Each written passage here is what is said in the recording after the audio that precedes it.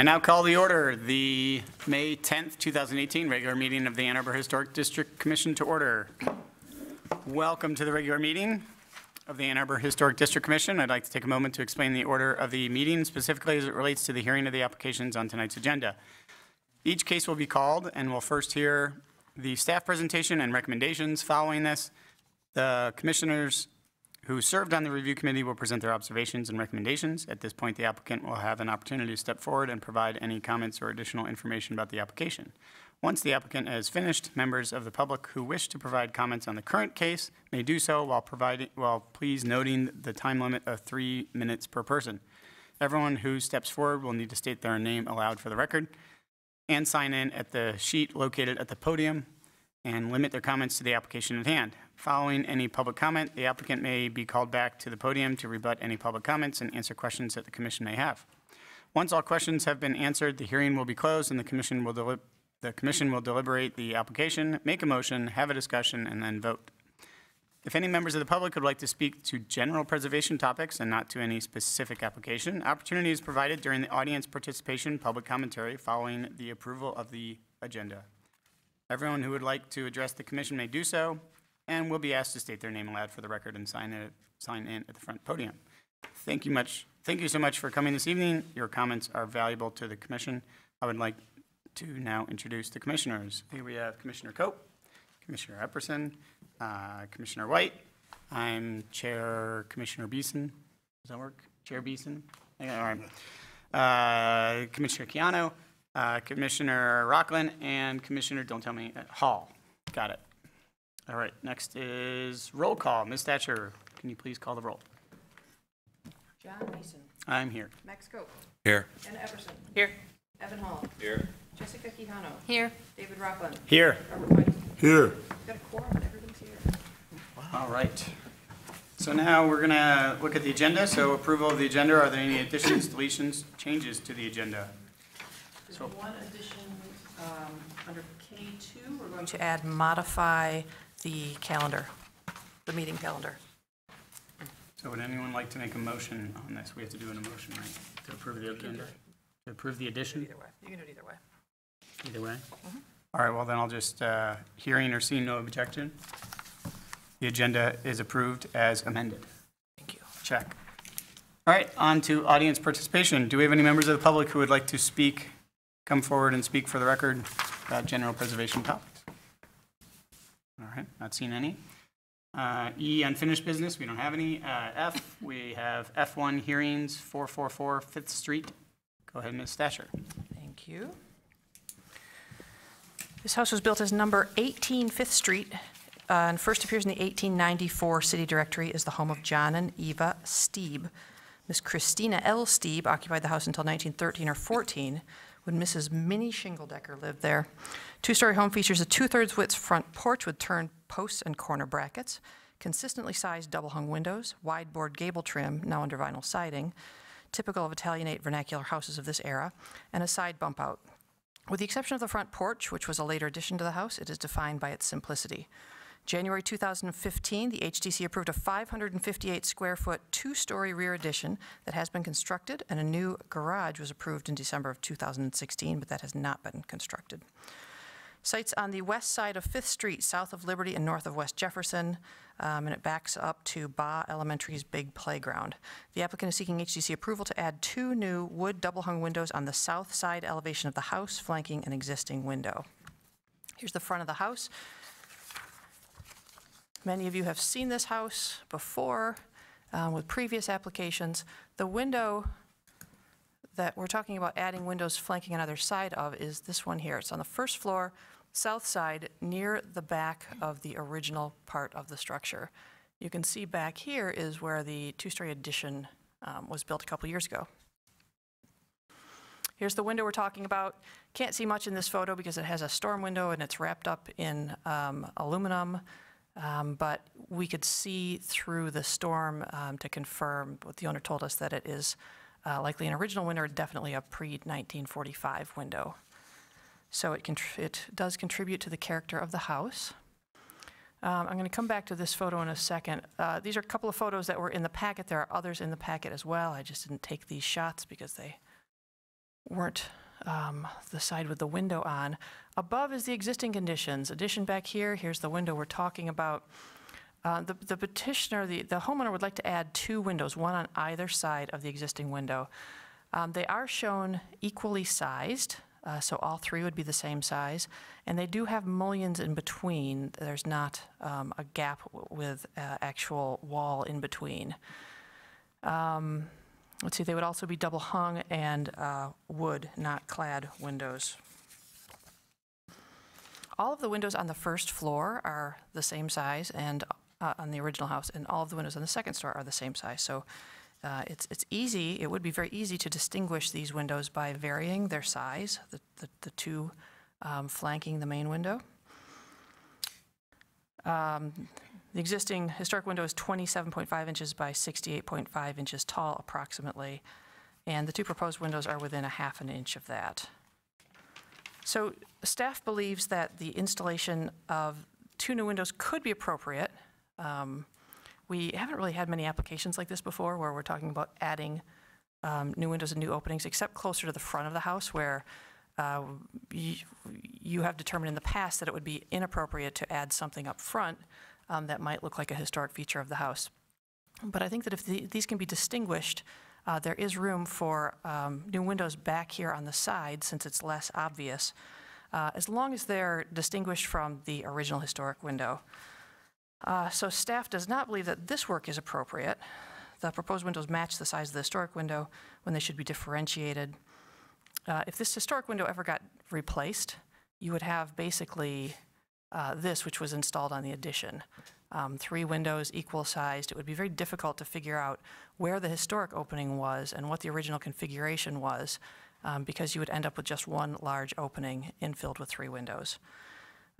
So one remedy would be to reduce the size of the windows on either side, the width of them, and to keep space between the windows so the historic opening remains distinct instead of running the 3 together using mullions. So staff does recommend denial of the application. The proposed configuration will compromise the historic integrity of the existing window by altering historic feature. The new work is not adequately differentiated from the old, and the alteration of the existing opening will unnecessarily impact the form of the historic property. The work may be accomplished appropriately by differentiating the size of the windows from the existing and separating the new from the existing. So, like I said, I do believe that there is room for new windows back here, just not in the configuration that's shown here. Thank you. Oh, wait a second, I didn't go through the standards. Let me go through the standards. Number 2 says that the historic character of a property will be retained and preserved. The removal of distinctive materials or alteration of features, spaces, and spatial relationships that characterize a property will be avoided. Number 5 says distinctive materials, features, finishes, and construction techniques or examples of craftsmanship that characterize a property will be preserved. Number 9 says that exterior alterations or related new construction shall not destroy historic materials that characterize the property. The new work shall be differentiated from the old and shall be compatible with the massing, size, scale, and architectural features to protect the historic integrity of the property and its environment. Secretary of the Interior Standard Number 10 says new additions and adjacent or related new construction will be undertaken in such a manner that if removed in the future, the essential form and integrity of the historic property will remain unimpaired. From the Secretary of the Interior's guidelines for building site, recommended is identifying, retaining, and preserving buildings and their features, as well as features of the site that are important in defining its overall historic character. Not recommended is introducing new construction that's visually incompatible in terms of size, scale, design, materials, color, and texture, or which destroys historic relationships on the site. Also not recommended is removing or radically changing buildings and their features, which are important in defining the overall historic character of the building, so that the character is diminished.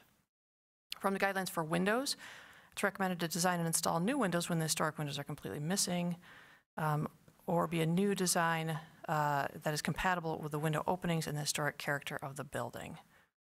From the Ann Arbor Historic District Design Guides for windows, not appropriate is removing or radically changing a window that's important in defining the overall historic character, and changing the number, location, and size or glazing pattern of the windows by cutting new openings, blocking in, or installing replacement sash, which does not fit the historic opening.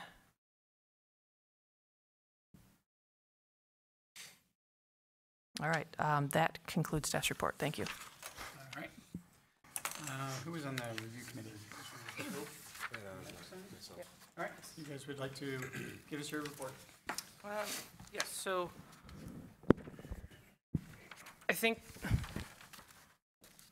So there's a lot of what Ms. Thatcher said that I agree with, especially if we're referencing the standards regarding, particularly the last one, changing the number, location, size, glazing pattern by cutting new openings. I think, though the windows are set back within the elevation a little bit, the original structure is fairly shallow, and it is visible from the street, although there's a hedge that does block where those windows would be, or where they are and where the new ones would be. But I think more than that, I think the character defining features of the house, if we look at that, that main front elevation, that the windows are all single punched openings essentially. And I think there's ornament on the porch and within the front elevation itself, which it's minimally characteristic, I would say, but it's still, I think the windows aid in that, the overall character of the house. So I think adding what would essentially be one larger opening does take away from that. So, but I would be open to the recommendation of moving those windows further apart, I think, and really making a distinct difference between the two openings. But I'd be interested to hear what other, what else the applicant has to say and other commissioners have to say. I generally agree with Anna and staff on this. It would seem out of place on the building, and according to the guidelines and standards, it definitely does not meet the guidelines as drawn.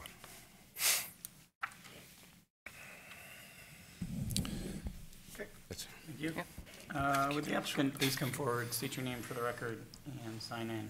And then if you have anything to add to the staff report or the review committee reports, that'd be helpful. Bonnie Greenspoon from Lewis Greenspoon Architects. Mostly here to answer questions, but in response to the comments regarding the appropriateness of the additional openings, we are happy to pull them apart further if you would prefer that, or make them narrower. So we're open to those options. All right, any commissioners have questions for the applicant?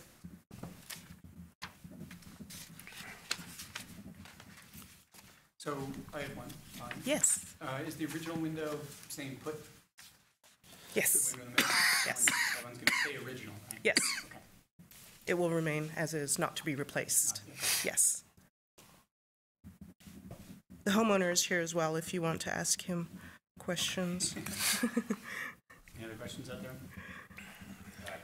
All right, go ahead. You say narrower height. Are you open to that, or just narrower? Narrow in width. Yes, no, I understand. Yeah, I'm yeah. saying, were you open to? Changing the height as well? Yes. Sure. And I guess that can be from the I'm head not or sure. from the sill. Yeah, from the head of the sill, right, yeah. Okay. I have brought options, if this issue did come up, for you to look at, if I can hand them out, in terms of, okay, so I guess the first option we would be open to is if we took the 3 equal windows, remaining as 3 equal windows, and split them apart with more space between them such that each is trimmed and a little bit of siding between. That's one option. Another option, which I've shown, is making the 2 flanking windows narrower and either keeping them together or Oh. Thank you. keeping them together as in option A, which is the first sheet, or pulling them apart. So, yeah. But they are still the same height.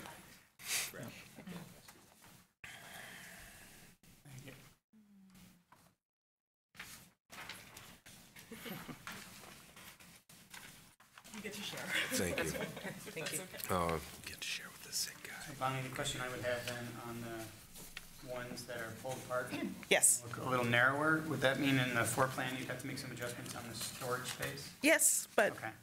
there's a little bit of There's a little bit of wiggle room? that you There's a think little bit will of fit? wiggle room. Okay. I guess it depends on, do we do trim to trim on the outside, or do we have a little bit of siding in between is the real question. what do you want to see? Yeah, so we'll probably get to the discussion portion of the Okay, hearing at some point, and we'll probably have to make sure that we discuss one option at a time for its merits. But let's keep moving ahead. If there's any other questions out there pertaining to the details of the application, any specifics that you want clarified? No? Okay. Oh, go ahead. So just a clarification, for alternate A, they're narrower and there is wall construction in between. on the inside or the, when you say wall So we have construction? the original window, wall, not just a mullion, and narrower windows, or, Correct. Yes, there, wall construction, yes, there'll be a few studs in there, but it will be but trimmed out. it's, It looks like it'll just be a casing. appears as a, yeah. It'll appear as a single casing in between. Well, from the interior, you'll probably get a little bit of casing. In other words, it's not like I would specify direct mulled together windows, Yeah. right? You'd get some casing between them on the inside and some trim on the outside. Yeah. In option B, Yeah, it's very clear that they're separate, they are separate and there's a little bit of siding right? on the outside. On the inside, it would just be a wider piece of Right. trim, yes. All right. Any other questions? I can move on to the public hearing otherwise. All right, moving on to the public hearing. Are there any members of the public who would like to speak on this agenda item? Again, please remember to sign in. All right, I don't see any. And then do we have any other additional questions? Probably not. So I'm going to close the public hearing portion of the application, and the applicant can please be seated. Thank you. And then would any commissioner like to make a motion on the application? Looking around. Anyone on that page? Not Commissioner Cope. How about Commissioner Hall? I move that the commission issue a certificate of appropriateness for the application at 444 Fifth Street, a contributing property in the Old West Side Historic District, to install 2 new double-hung windows on the south elevation. The work as proposed is compatible in exterior design, arrangement, materials, in relationship to the house and the surrounding area, and meets the Secretary of Interior standards for rehabilitation and guidelines for rehabilitating historic buildings, in particular, standards 2, 9, and 10, and the guidelines for building site and windows, as well as the Ann Arbor Historic District design guidelines, particularly as they pertain to windows. Support. Seconded by Commissioner White. All right, now discussion on this motion. So, on the current motion, I think it's probably clear that, well, I know I probably wouldn't vote for the current motion, based on the way the windows are set up. I think the punched openings are definitively a character-defining feature of this, and adding 2 windows right next to each other that appear as one large punch opening would certainly change that character. So maybe we hear other comments on that, or should we move to what other options we have? Any other comments on that motion? I agree with that. Okay. Agreed. I agree. All right, so then we can move to looking at amending the motion. And we'll probably then therefore discuss alternate A and B, potentially as looking at amending the motion. Maybe get someone to choose one of them. Yeah, get someone to choose one. Anyone want to choose one? I'll choose A. All right, Commissioner White chooses A. Let's talk about A. Any thoughts? I have thoughts. All right, I'll spill my thoughts. So this one, I think, though the diminishing size still gives the impression of a one large punch opening. So to me, I don't think A still meets the criteria for the guidelines that we have in front of us, because of that punched opening look that it has on the existing elevation. I agree. Agree. I agree. Okay, so now let's move to B. Thoughts on B? I like B. I think B gets closer to our guidelines. Those windows are obviously not one big hole in the wall. Yeah. It seems that your original window would be left intact a little bit more as well. And I would see that as appropriate, because those windows, the new ones, could be removed and infilled like nothing ever happened. down the road if it needed to be. Yeah. I'd agree with that, too. Any other comments on that? Anyone?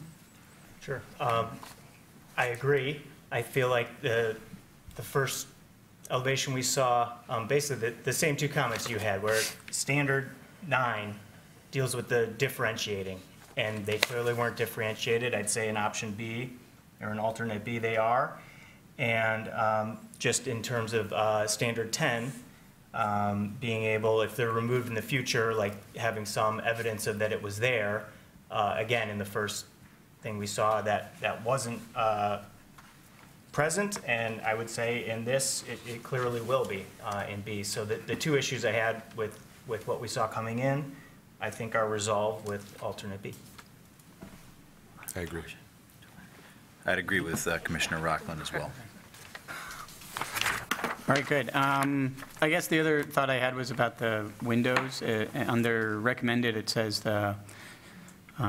such design shall be compatible with the overall design of the building, but not duplicate the fenestration pattern and detailing of a character-defining elevation. So with these windows in alternate B being separated, they're still of the same style of a double hung. So made me think about, well, what if it's an awning or a casement? I don't know.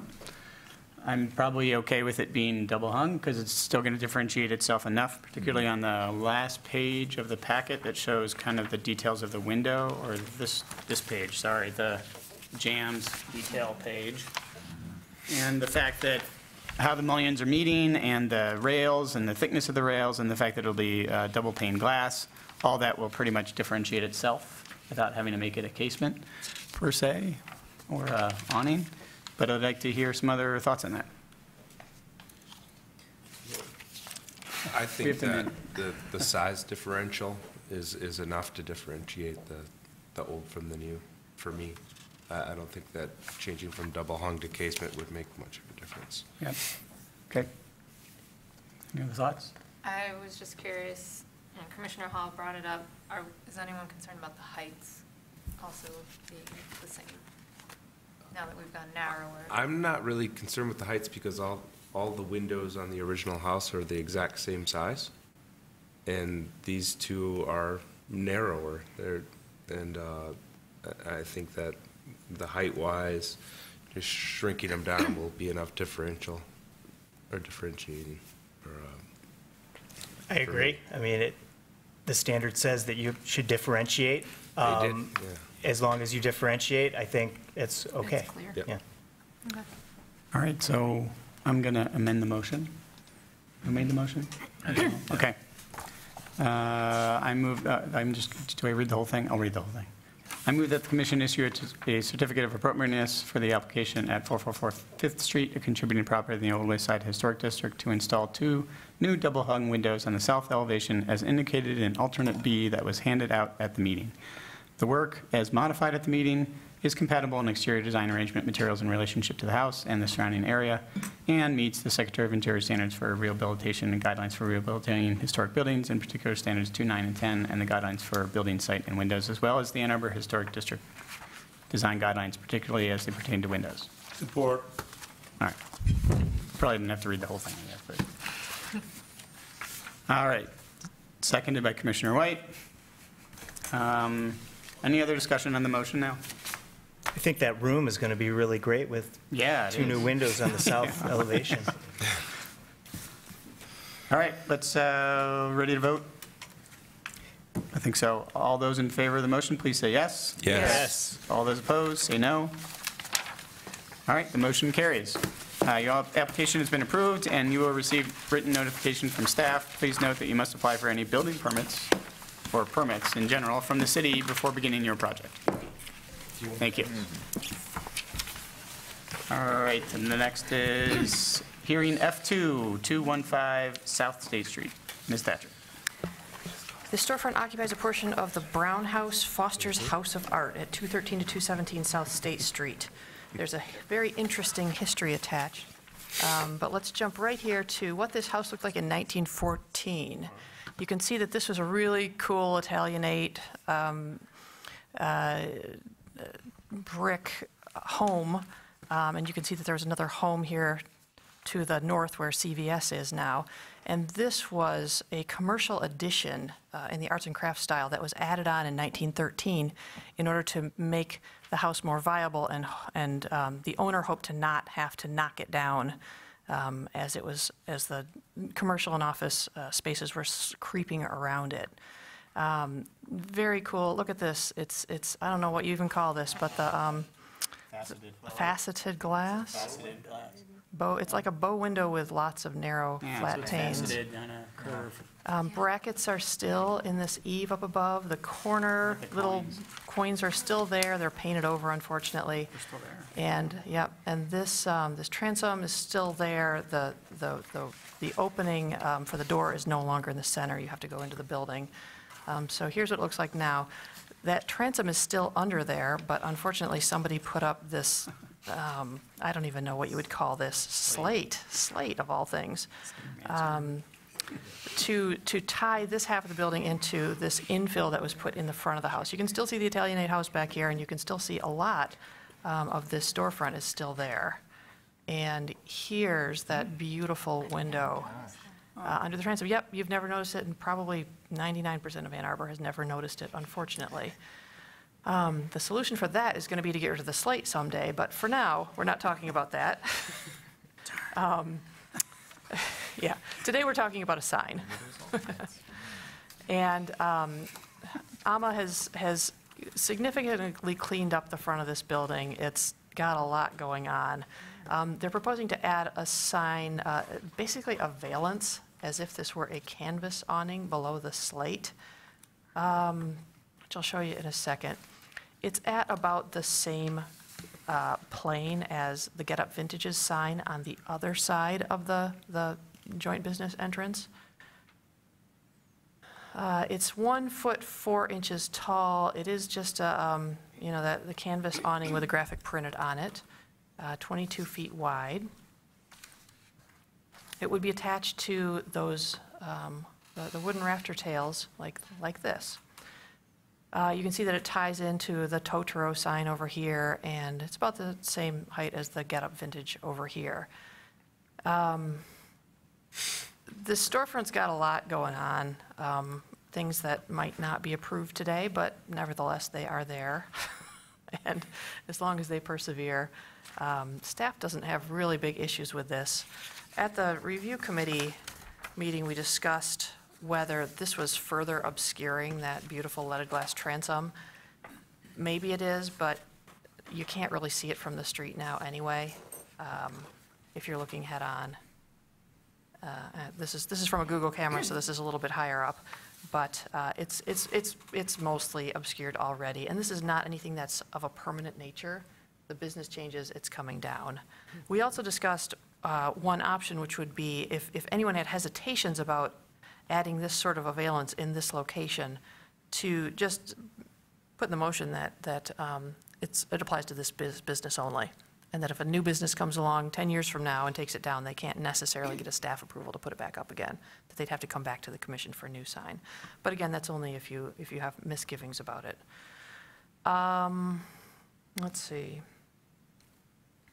So it wouldn't harm any historic features of the building. It's compatible with the existing Totoro and Get Up Vintage signs. And the Secretary of Interior standards that best apply are numbers 2, 9, and 10, all of which I've already read to you.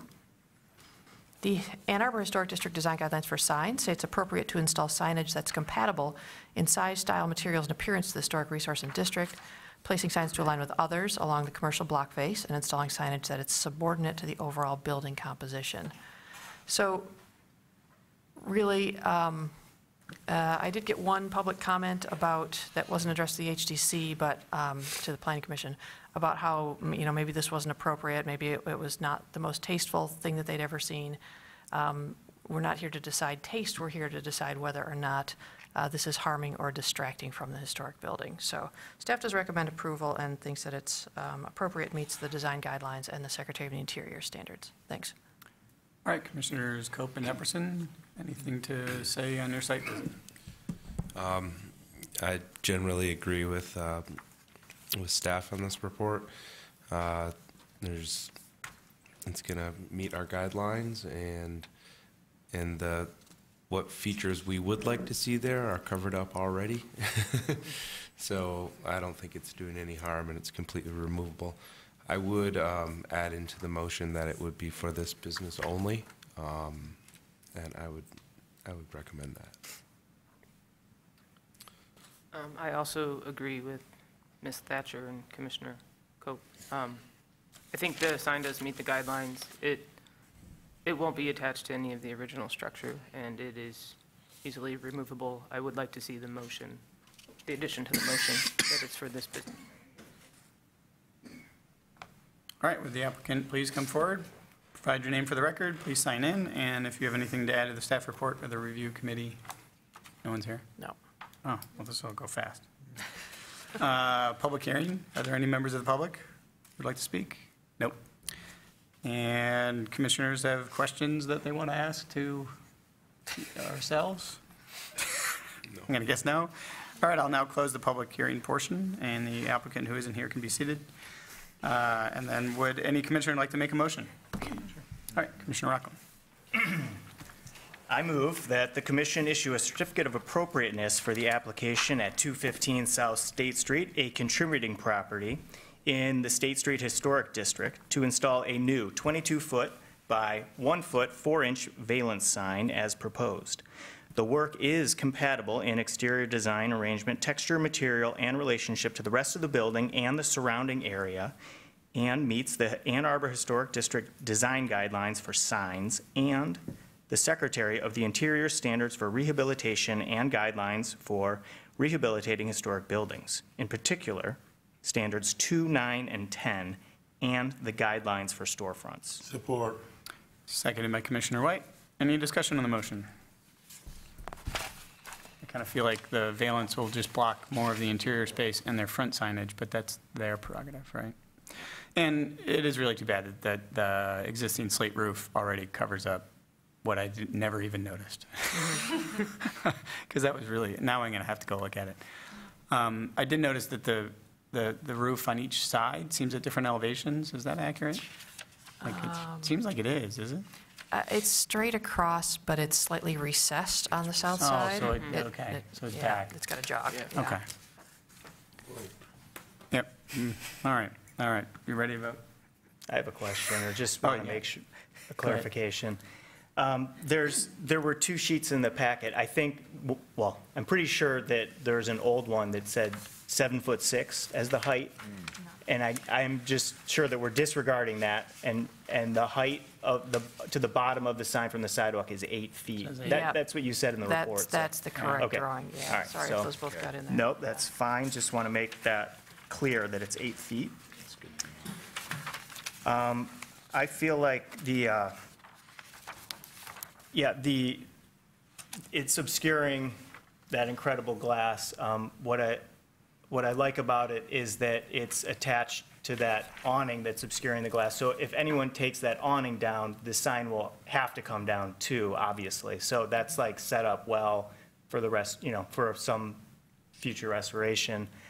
I would be fine, I think, with it not belonging just to this business. I guess it's fine if it does, and then they would just have to come and present. But I just could imagine like being fine with it, like if I'm fine with it now, I'm fine with it in a year from now for a new business. So I don't know, I guess, I would like to hear some reasons as like why you think it's important to do that, or if we're approving it now, I mean, maybe it's just good, but I'd like to hear reasons why you think they should, or is it just to be cautious or something, or, what is the reasoning? To be cautious, and I would say possibly down the road, if the business changes and that has to come down and they have to resubmit an application, it might give more encouragement to remove the rest of the awning. Whereas here, if it stays, the next one goes up. It's pretty much going to be stuck like that for a long time.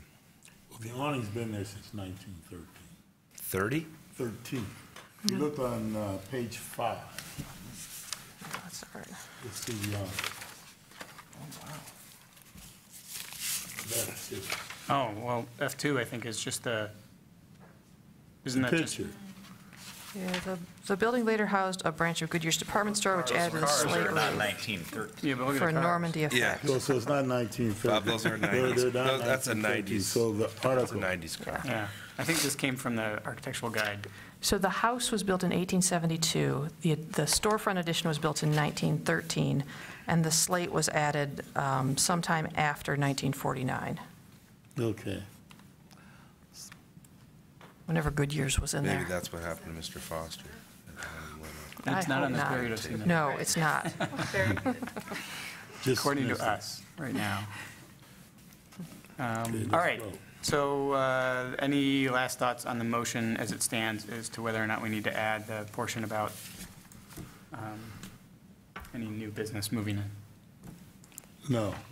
They'll conduct that at the time, and they'll vote on it. Bob says no. Anyone else? Thoughts? No, I'm okay with letting it ride. No to adding the amendment to the motion? Right. Okay, so we'll keep going where it is. I think we're ready to vote. All those in favor of the motion, please say yes. Yes. Yes. All those opposed, say no. Motion carries. Your application has been approved, and you will receive written notification from staff if they were here. And also to note to them that they have to remember to apply for any required permits from the city before beginning their project. All right, on to F3, 314 South Main. Ms. Thatcher. The storefront occupies the center bay of a two-story building containing 312, 314, and 316 South Main Street. The building was built by 1925 and sometime after 1916. Schumacher's Hardware was located in the northernmost storefront from at least 1899 in an earlier building until 1940, and Schumacher's probably built the current building. Sears Roebuck took over the three storefronts in 1941, and Klein's department store took over the building in the mid-'70s until the 1990s. Here's a little, let me jump down to my little photo succession. So there's the original building, probably close to what it looked like when it was built. This was taken in 1939, just before it was remodeled.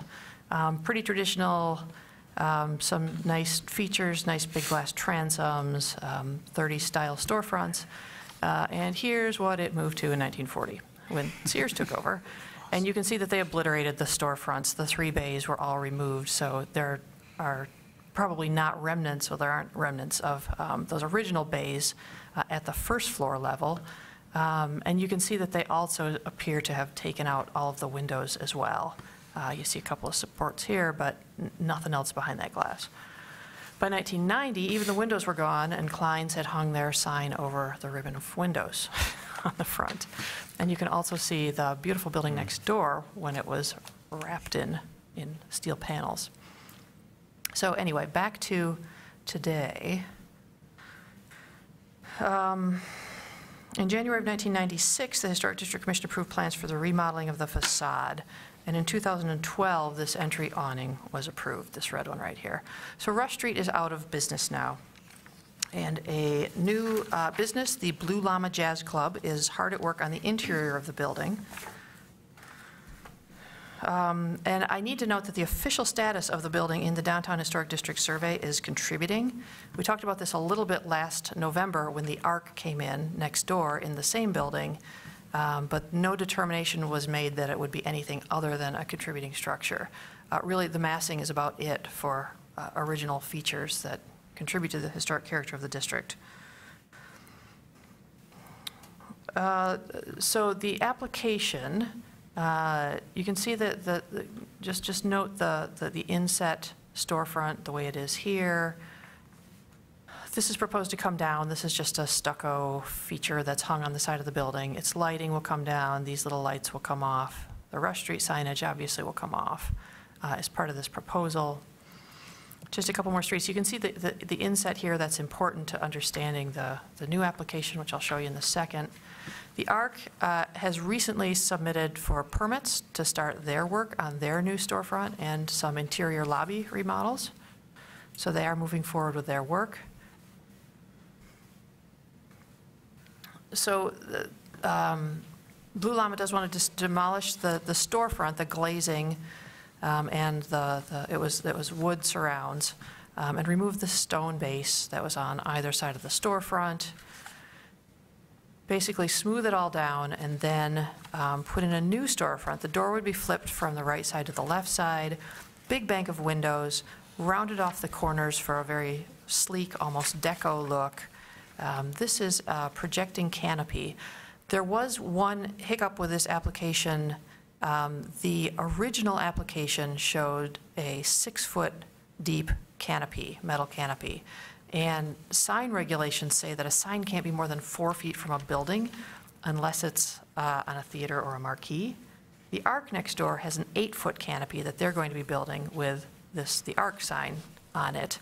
But in order to meet the sign code, they wanted to keep it out over the sidewalk that way. This canopy has been shrunk back to 4 feet to allow it to meet that code. So in your packet, the drawing said 6 feet. This handout that's in front of you has the revised drawings at 4 feet. It's not a substantial difference, it's just a little bit shallower than it was before. Here's the section. There is a second sign, a pedestrian scale sign, that is 2.4 square feet. I may have to ask and see if that's 4.8. 2.4 times 2, right, but to find out what the actual dimensions of that sign are, I could probably do that math. 30. Oh, thank you. 24. Yeah, 30 by 24. 30 by 24, okay, great, great. Which does fit into the limits that the commission has been putting on these pedestrian scaled signs. That is compatible with the other ones that have been approved up and down Main Street and on the side streets. On the inset, there's a really cool radius wood panel that goes up that I'll show you in a second. There's a glass and metal storefront. They want to replace the tile in the recess. And here's a color rendering which really helps. Shows the wood inset, the curved metal radius here, neon sign up above. Jazz Club is reverse, not reverse channel letters, halo lit, yeah. And then around the edge, this is something that I haven't seen before. It's pin lighting through metal panels. You can see what it looks like when it's lit up here. This is from the original application. The revised application shows the pin lighting going to maybe 3 to 4 feet off of the ground. That is also because of the sign ordinance. Any decorative lighting on the exterior of the building face counts towards signage. So on that little chart you see on the handout, they've added up the width of that and the linear feet of it and figured out how much area it takes up and how much it counts toward their signage, which was new to me. Here you see the canopy projecting out.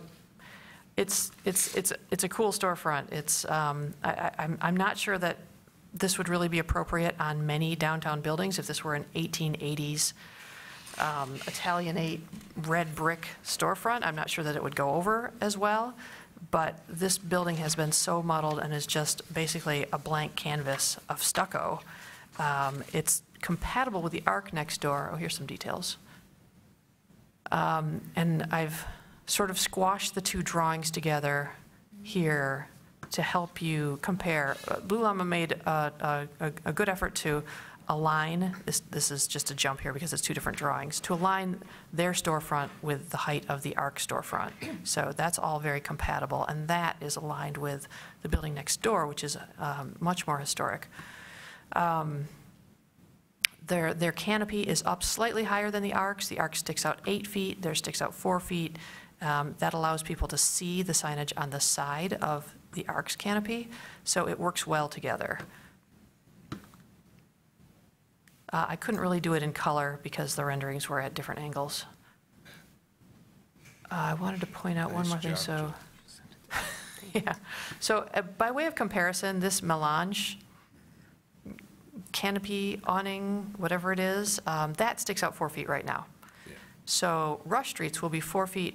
It'll feel a little deeper because of this inset that's a couple feet. So it's going to feel like a substantial fixed canopy.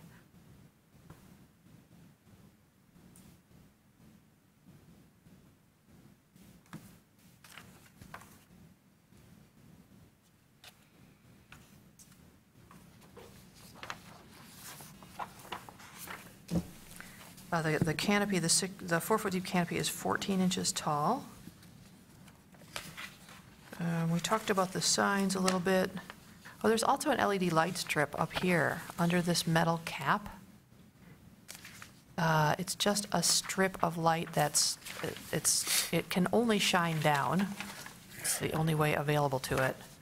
I don't think it's on in that picture. I don't think it's on either.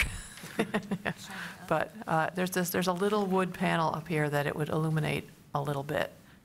I'm wondering if it might even detract from the pin lighting if it were on, but I just don't know. It's going to light up the wood trim? Yeah, there's a tiny wood trim band up Okay. there at the top.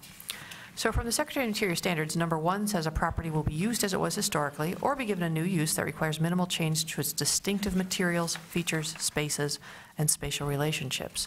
I've read 2 and 9 to you. From the guidelines for storefronts designed for missing features, recommended is designing and constructing a new storefront when the historic storefront is completely missing. It may be an accurate restoration, or it may be a new design that's compatible with the size, scale, and material of the historic building. New design should be kept flush with the facade and be kept as simple as possible.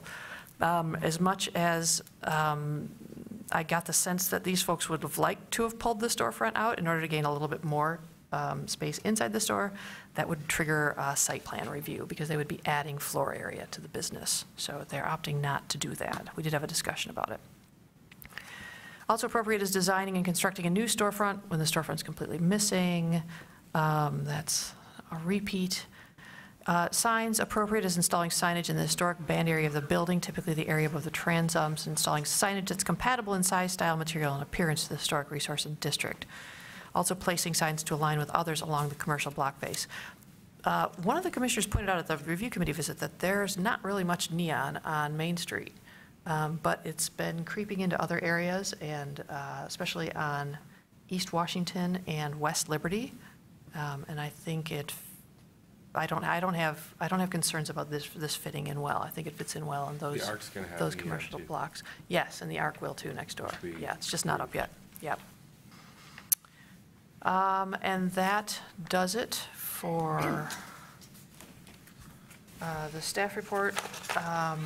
Staff feels that the redesign of the storefront is appropriate and meets the Secretary of the Interior standards and guidelines and the Ann Arbor Historic District design guidelines. I had, with the exception of the scale of the pedestrian scale blade sign, but you can ignore that because they modified that in the new drawings. So staff finds this application as amended at the meeting appropriate.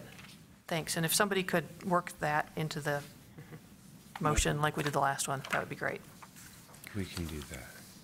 All right, Commissioners Cope and Epperson, you can give us your report. Yeah, I support staff on this one as well. There really just isn't anything original left to that building storefront. And as far as previous applications and our guidelines, I believe this application meets our standards. Yeah, I'm done. I agree with staff and Commissioner Cope. I think that the design as presented, they did a nice job of working with the neighboring storefront design for the Ark and really paying attention to some of the existing features on the adjacent building to that, to the Ark. I don't know if we have any photos, but there's a banding. It does mention in the packet that it will line up with the existing cornice of the Ark, which aligns with the cornice of the adjacent building. So I think that the overall size, massing, and scale is appropriate, and it meets our guidelines. All right, would the applicant please come forward, state your name for the record, and if you have anything to add to the staff report or the review committee, please do so. My name is Mark Melkai. I represent the owner of the Blue Llama Jazz Club. I'm with MAV Development Company here in Ann Arbor. And I'd be happy to answer any commissioners' questions that you might have. Commissioners, any questions? Yes. Is the awning is it a uniform thickness, the awning? In the renderings, it looks like it's sort of scooped out underneath, or? The sides and the face are uniform Yes. depth, as you can see. And there's a reference to, a piano, sort of a curve. You can see it on the cross-section. So there's a slight curve. We haven't. Oh, piano keys. We haven't Yeah. torn the facade apart yet to see what we're dealing with structurally, so we haven't 100% perfected that one yet until we get into it, but yeah. Okay. Yeah, I saw the radius metal and thought of the compound. You have basically two curves bending in two different directions that have to meet. That's going to be a tricky fabrication. You can thank Hobbs and Black for that. There are people that fabricate it. I mean, this is the place, Yeah, it'll be out in the world, challenging, there are people but that do it. everything about this project has Yeah. been, so. That's pretty neat. Any other questions? The glass of the storefront, is it transparent, obscured? It's clear. Oh, it's clear. Yeah. Okay. In the packet, there's the Jazz Club's signs say backlit, but those are halo lit. Is that? The Yeah, staff report said halo lit, and so for the record, those are halo lit. yeah, Okay, thank you. Correct. okay. Also on the glass, it's visible on the daytime and nighttime view renderings. On the right-hand side, is that something we're seeing on the inside that, Yeah, that's a little Someone playing. confusing. That's inside the, that's not something on the glass? correct. It's Okay. in the vestibule. Okay. On that?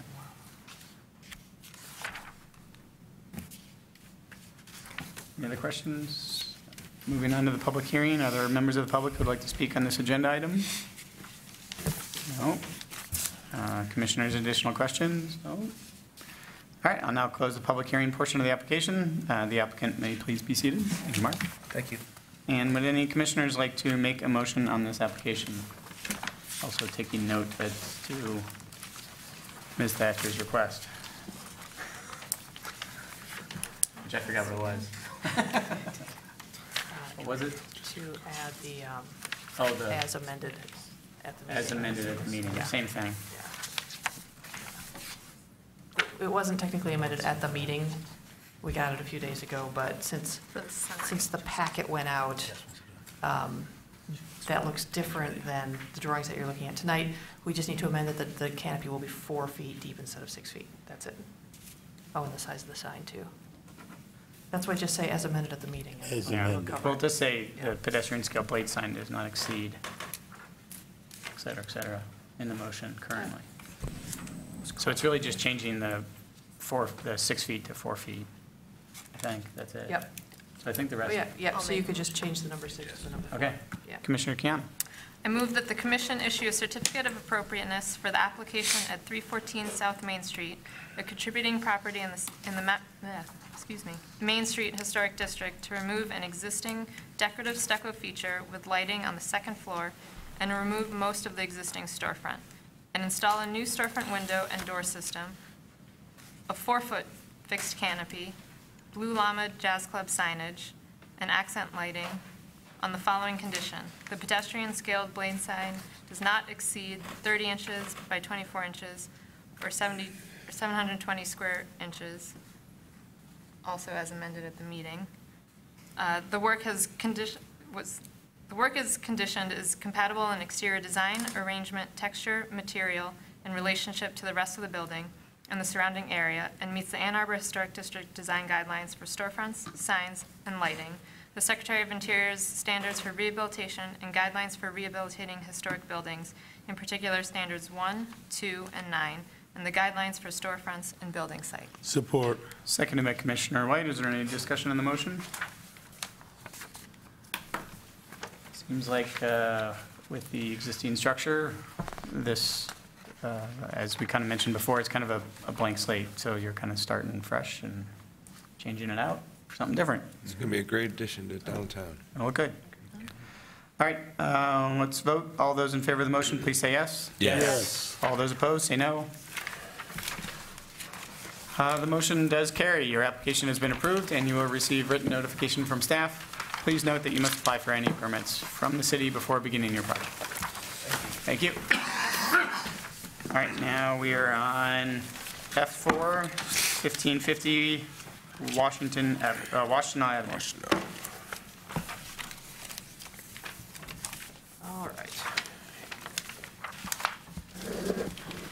Grand Tudor, nestled in a deep setback off Washtenaw near the Rock, was built in 1921 by the Phi Kappa Psi fraternity.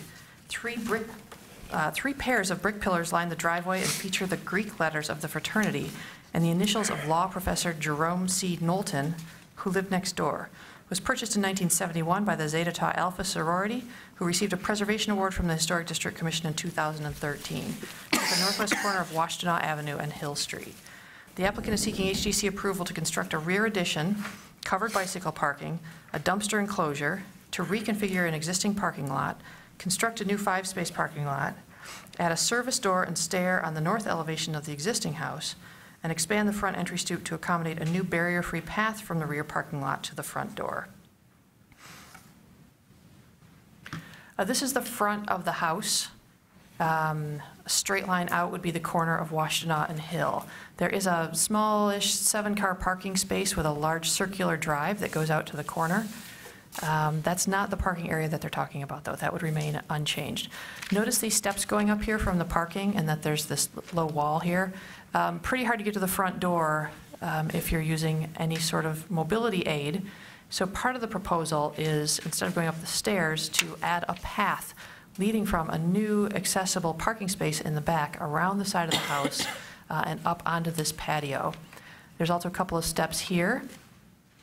So another part of the proposal is to basically put a larger, approximately 9 by 9 foot brick landing, similar in style to this non-original feature of the house that the path would lead up to, which would get somebody into the house with just a grade change and no steps. And notice how beautiful this whole house is. Everything about it is just kind of amazing. The windows, when you're looking at them, they are casements and they're leaded glass. These are wide, soft strips of lead. They're flat. It's very interesting. In a few places, it looks like there are double-hung windows, but it's not. It's that there are double-hung storms installed on the interior. So you're looking through at the storm window meeting rails in some cases, not throughout the whole house. This is the front door over here. That's the patio. This is the area where the path would go. And there's a plan view drawing that I'll get to in a sec that shows that. But you can see that there's a definite grade here. And rather than put a giant path from this parking out and back again, it's easier just to go around the corner of the house. This is the back of the house. This is the main rear entrance. Has a large canopy over the top. There's a lot going on all sides of this house. You can see there are multiple kinds of brick. There's stucco. There's all of this woodwork. Looks like there might even still be some slate up here on the dormer. The roof has been replaced. It is no longer a slate roof. This is the parking lot that's going to be reconfigured. And this area right here is where the single-story addition is proposed, and that is this area here. It's already walled in for the most part. There's a service entry here in the back, and there are a couple of windows. And there's some mechanical equipment back here in this little walled courtyard also. Very intentionally kept separate from the main back entrance. There's also a proposal for a new service door right here on this elevation. I'll give you a better look at it. Normally, on a lesser house, I would pretty much balk at the idea of adding a door on this elevation, but believe it or not, this is probably the least character-defining elevation of the house, which says a lot about it. And I'll get to those drawings in just a sec. This is the other end of the house, which is the more character-defining end elevation. This is facing Hill Street. And here's the parking in the back.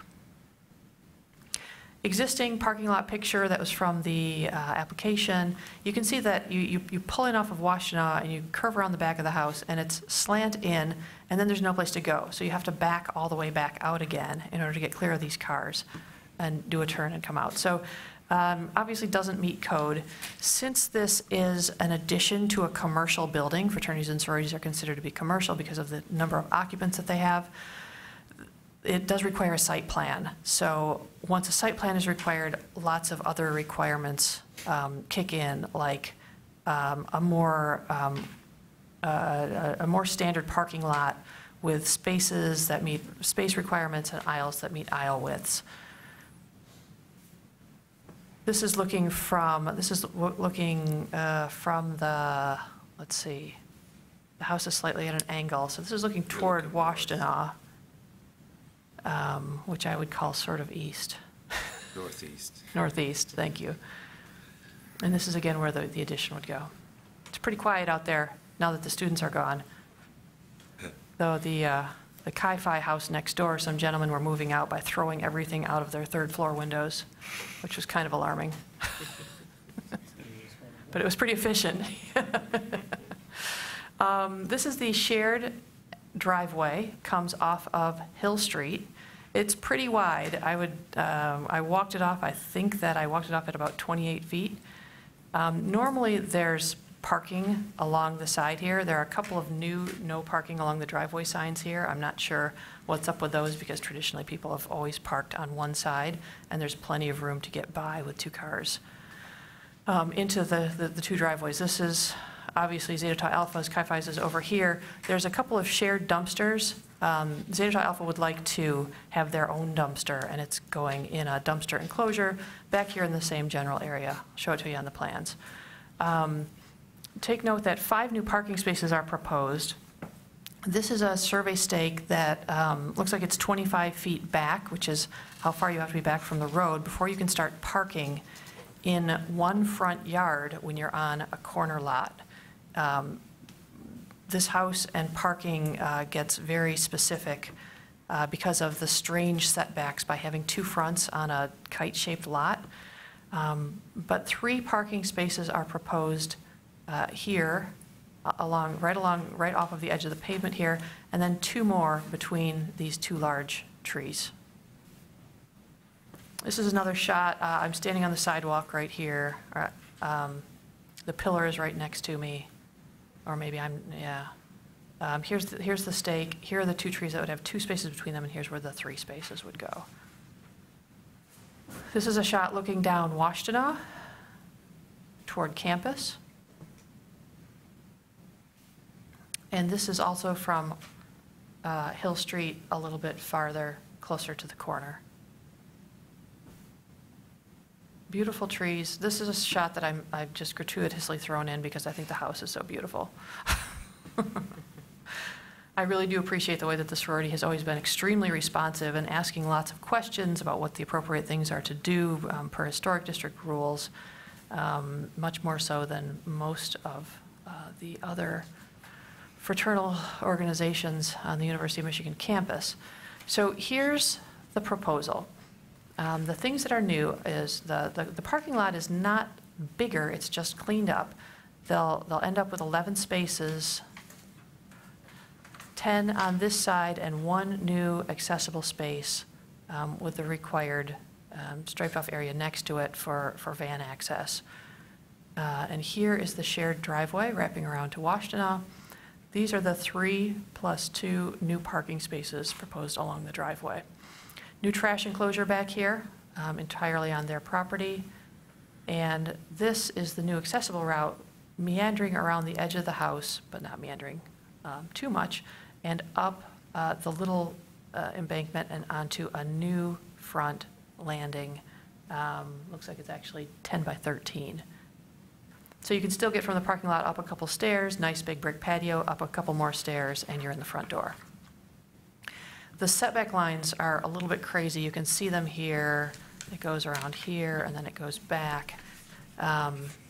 So really, they couldn't do much to touch this parking up here. And if any parking is ever going to be approved on this lot, this is really the only place to do it per city code for parking and driveways. Here's the addition, 31 feet wide, 14 feet 4 inches deep. It's a kitchen. That's why this new door is proposed on the side in a new opening to get deliveries and kitchen services out of the main part of the house and give them their own direct access into the kitchen. Here's the rear of the house as it appears right now. This is the area that would be removed for the addition. Little window, service door, larger window, and then we've got some mechanical stuff. And here's the proposal. Brick, very appropriate, simple design. The windows, the windows don't match anything on the house. The windows on the house don't match anything either. It seems, I've never seen so many window styles and shapes on a house, mostly because of the size of the house. Very simple, very appropriate. The brick color and pattern says that it will be complementary but not match the existing. There are 2 new 6-bike Class B shelters proposed to replace those bike racks that you might have seen in one of the pictures. That's also required for the site plan. Here's the existing wall and the new addition with the service stair going up. This is a brick base, very simple, metal pipe rail, metal door, as low-key as you can propose, pretty much. And in the front, sorry, I don't know why these got so washed out. In the front here, we have the path going up. You can see that it's not a very huge grade change. It just has to clear these 2 brick steps up onto the stoop. There are some details in the packet on the bike shelters. They're simple, they're removable. I would hope that the residents would appreciate them. And from the Secretary of Interior standards, I already read to you number 1 and 2. Number 8, I'm not sure why number 8 is in here, but number 9 I've read to you. From the Secretary of the Interior's guidelines for additions, recommended is designing new on-site parking, loading docks, or ramps when required by the new use, that they are as unobtrusive as possible and assure the preservation of the historic relationship between the building or buildings and the landscape. Also recommended is designing new exterior additions to historic buildings, which is compatible with the historic character of the site and which preserves the historic relationship between the building or buildings and the landscape.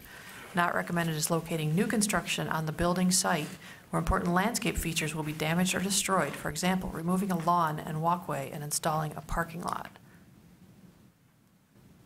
Recommended also is retaining the historic relationship between buildings, landscape features, and open space. For additions, recommended is constructing a new addition so that there's the least possible loss of historic materials, so that character-defining features are not obscured, damaged, or destroyed. From the Ann Arbor Historic District Design Guidelines for paved areas, it says that it is appropriate to install new parking areas which are compatible with the scale, proportion of yard area, and characteristics of the historic district behind buildings. Not appropriate is installing driveways or parking areas that are too wide or large for the building site and are out of character for the district.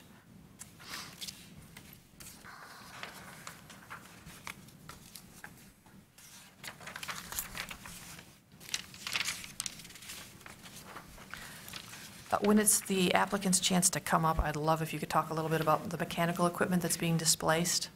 Yeah, that would be great, because I'm not sure where that's going, though I have a guess. Let's see, so staff's really only concerns about this entire application are the 5 parking spaces proposed off of the entry drive. Let me find.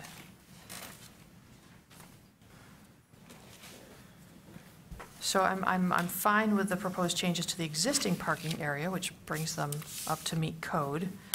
And this is really the only place where it's even possible to propose new parking spaces, but I'm still very concerned about their impact on the lawn and the view shed of the house. And that goes back mostly to these photos up here.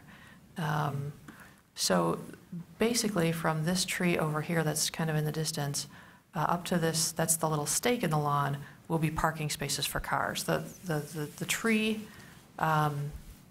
is left intact. It is cut out around it, though I'm not sure what that much more impervious surface will do to the tree. And at the site plan stage, since it's a landmark tree, they will have to still mitigate for it since they are surrounding it with new impervious surface. This is the area where the spaces would go again. This is a really wide stretch of concrete already, and I do have concerns about making it 18 feet deeper. and would much prefer that the parking be kept out of this front area. And this really was driven home for me when we were standing out there in front of the house. On paper, it doesn't look quite the same as when you're out there looking at this. I think that around this little bend here, this used to be a corner in the pavement, but it's been all filled in with asphalt and stuff, and people are parking here anyway, you can tell. I don't have concerns about the parking space that's next to the new addition, that's the ADA accessible space, or about the 2 spaces that are between these 2 big trees here. I think they're far enough toward the back that they would look like a rear parking lot. But I do have concerns about these 3 spaces in the front, and I hope that the commission will consider denying that portion of the application just for the 3 spaces that are closest to Washtenaw Avenue. Other than that, though, staff does support the remainder of the work. I think the addition is very small and it looks great. And all of the other improvements, I think, will make the house even better than it is now. And that concludes staff's report. Thank you. All right, Commissioner Cope, like to report on what you saw on the site visit? Correct. So I'd say this is a beautiful building. A lot of the original features are, of course, still intact, as Ms. Thatcher pointed out. I think that the proposal does a really nice job of really cleaning up a lot of what's already existing and kind of making it look all that much nicer. The addition, I think, is in the exact right spot. It's already within an enclosed, there's already structure there, essentially, enclosing that, and I think getting rid of all the mechanical units in the back or hiding them in some fashion will just make it look that much nicer. We did talk quite a bit about those parking spots and those, especially the 3 parking spots closest to the road, and I would like to discuss that, and that's, I'm sorry, it's compatibility with our guidelines. Commissioner Cope? Yeah, I agree also with staff. The one thing about the 3 spots in the front that really stuck out to me was just the amount of cement that's going to be right there. I think I might, even if there's cars parked there, because it really looks like, you know, on a football Saturday or busy weekends, cars are going to park there on the grass regardless. It looks like it's been rutted out by cars for years and years over there. Seen maybe a different surface, brick, something along those lines, opposed to just like big, huge slabs of cement everywhere. I think that could make it more palatable for me, for the eye too. I think it probably help the trees a little bit too, with drainage and a little bit less digging and construction around the area. So I'm kind of undecided on the extra 3 spots myself. Okay. Moving on to the public hearing. No, wait, I have to do the applicant. Would the applicant please come forward, provide your name for the record, and sign in? And if you have anything to add to the staff report or the review committee report, please do so. So I'm Toby Headinghouse with Gray Design Group. We're the architect for the project representing the house. Available for questions, but Jill, you asked me to comment on the mechanical units for the kitchen. There is a makeup area unit that's up on stilts back there right now for the existing kitchen. The intent will be to place that relatively in the same place, but it will be up on the roof of the new addition. So the construction of the new addition roof is a flat roof with parapets.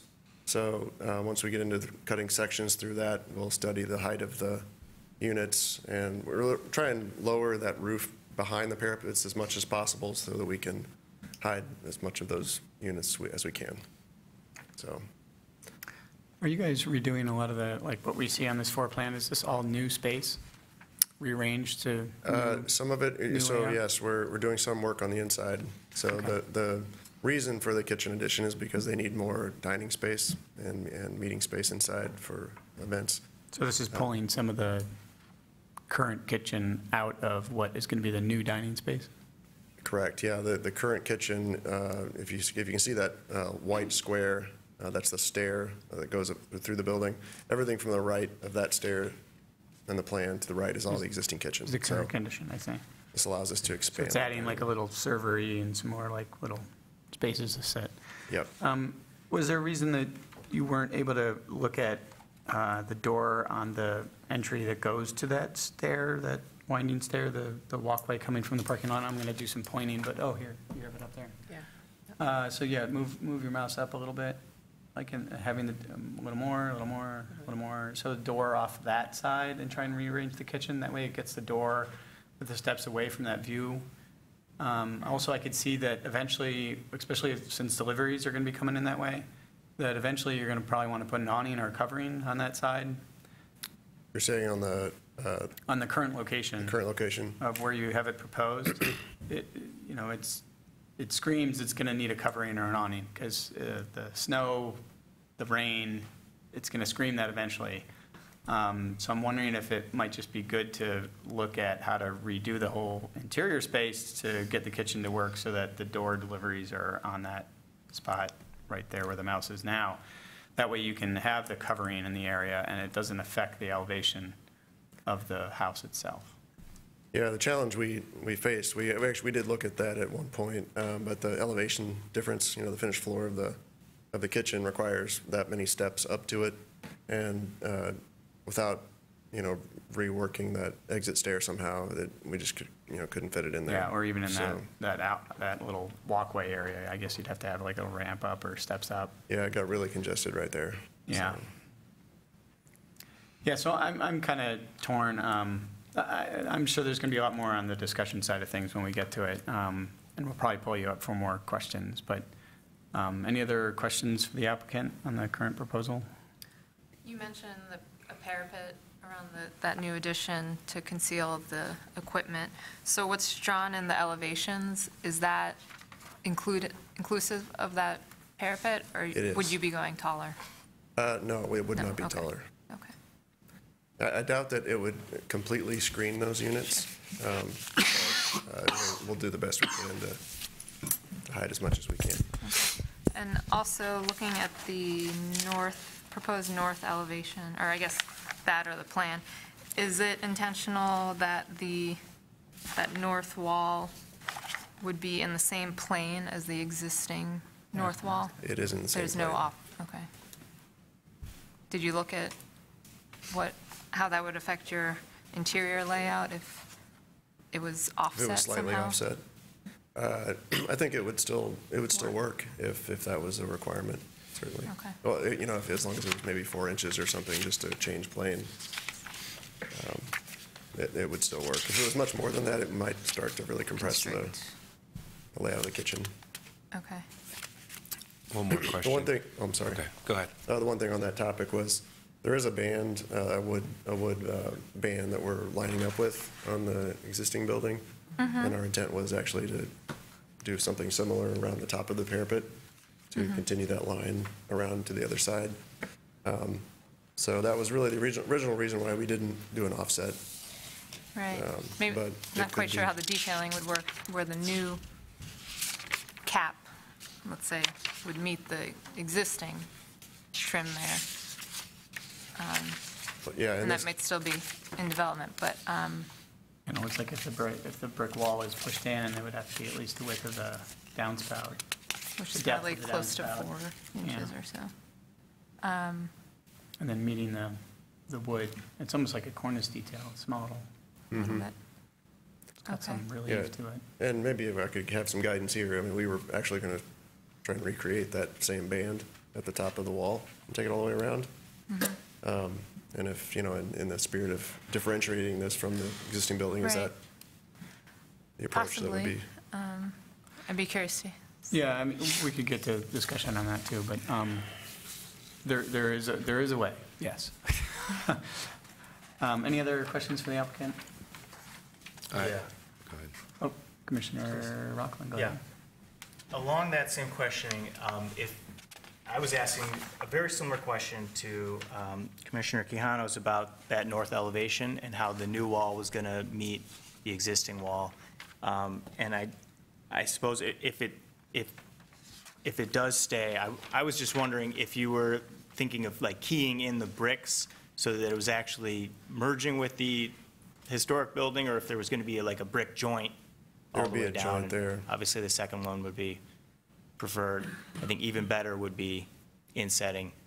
But I wanted to make sure of that. And then on the west elevation, it looks like the south wall of the addition meets the west wall of the existing, like at the stair window. Does it sort of run into the second-story stair, or maybe it's a landing? You can see it in plan there, and then if there's a door, then it looks like, yeah, go back one. Yeah, we would hold it off the, So what does that look like? oh, there would be a gap back at that window. So that runs down, And then And there'll be a jog in the parapet. it jogs just to go below down, the and window. then so it meets Yeah, at the and we sill height? And we actually considered maybe if in order to get drainage off of that roof, we thought that may be a place to put a scupper box Okay. back there. Okay. Accomplish both, kill two birds with one stone. Right, okay, okay. But no, we don't intend to build right into that window. Okay, Yeah. thank you.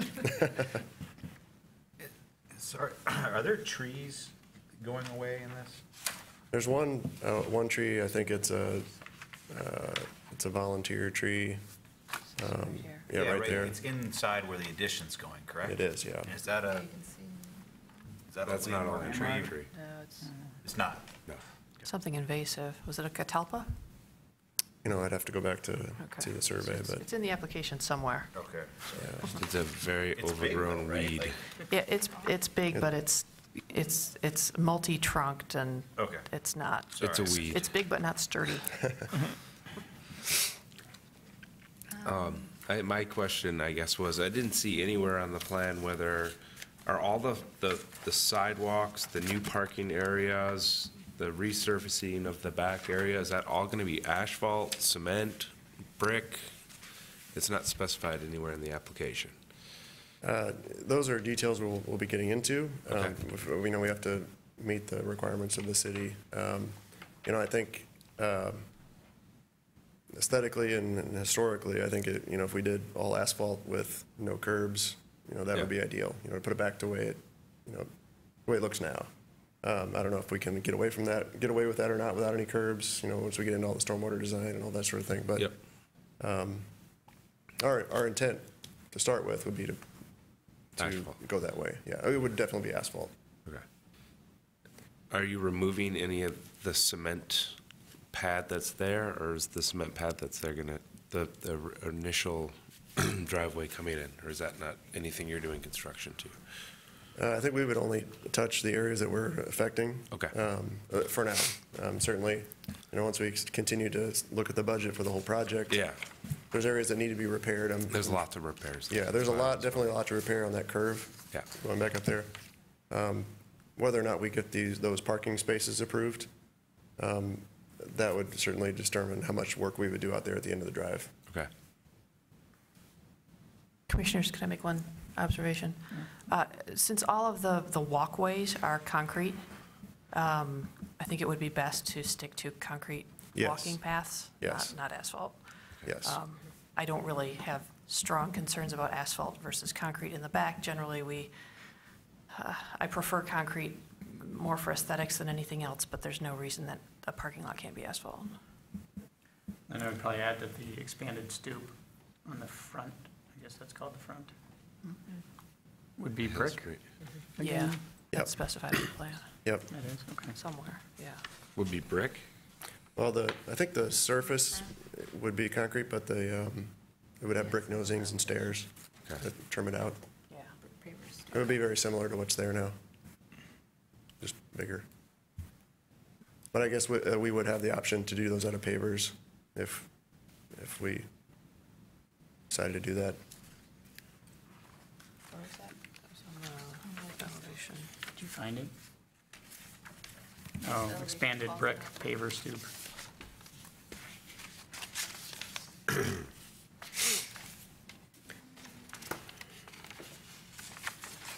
I see. So right now, this landing is concrete, Mm-hmm. and then the steps are brick?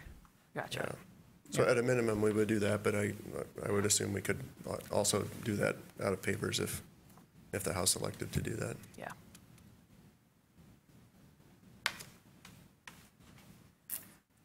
All right, any other questions for the applicant? We have a lot to look at here.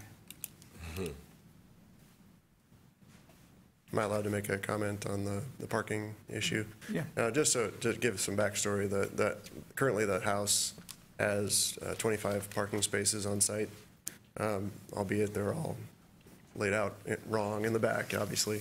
But they're very utilized when class is in session. And so this layout is really an attempt to get us close to that. So the overall parking on the site that we're proposing is 23 spaces, so we are losing 2 spaces. And actually, one of those would be an ADA space, or from a day-to-day usage, we're down 3 spaces with this layout. So, the house, I'm sure, would be willing to lose those spaces if necessary, if it was a really strong, if the opinion is very strong and it's required by this commission. But that's kind of where we are. We would like to keep the spaces if we can. Okay. And actually, regarding the concrete versus pavers comment, that may be something else I haven't had a chance to talk to the House fully about it, and understand the cost of that, but that may be an option too, if that were a way to allow us to keep the parking there by doing pervious pavers in that area. That would certainly be something we would consider. I would think aesthetically it would break it up, being that close to the road and sidewalk there. If we were going to allow it, it wouldn't look like just a giant cement pad there anymore. It'd actually have maybe a little bit of extracurricular function to it too, if at some point. Are there any other questions? And it could be landscaping. All right, I'll move on to the public hearing. Are there any members of the public who would like to speak on this agenda item? None, all right. I'll now close the public hearing portion of the application. The applicant may please be seated, thank you. Would any commissioner like to make a motion on this application? It's a long one. If I could talk for more than a minute, I would do it, but I can't. Sure. All right, Commissioner Rockland. Yay, thank you. I move that the commission issue a certificate of appropriateness for the application at 1550 Washtenaw Avenue, a contributing property in the Washtenaw Hill Historic District, to construct a rear addition, covered bicycle parking, and a dumpster enclosure, reconfigure an existing parking lot, construct a new 5-space parking lot, add a service door and stair on the north elevation of the existing house, and expand the front entry stoop to accommodate a new barrier-free path from the rear parking lot to the front door.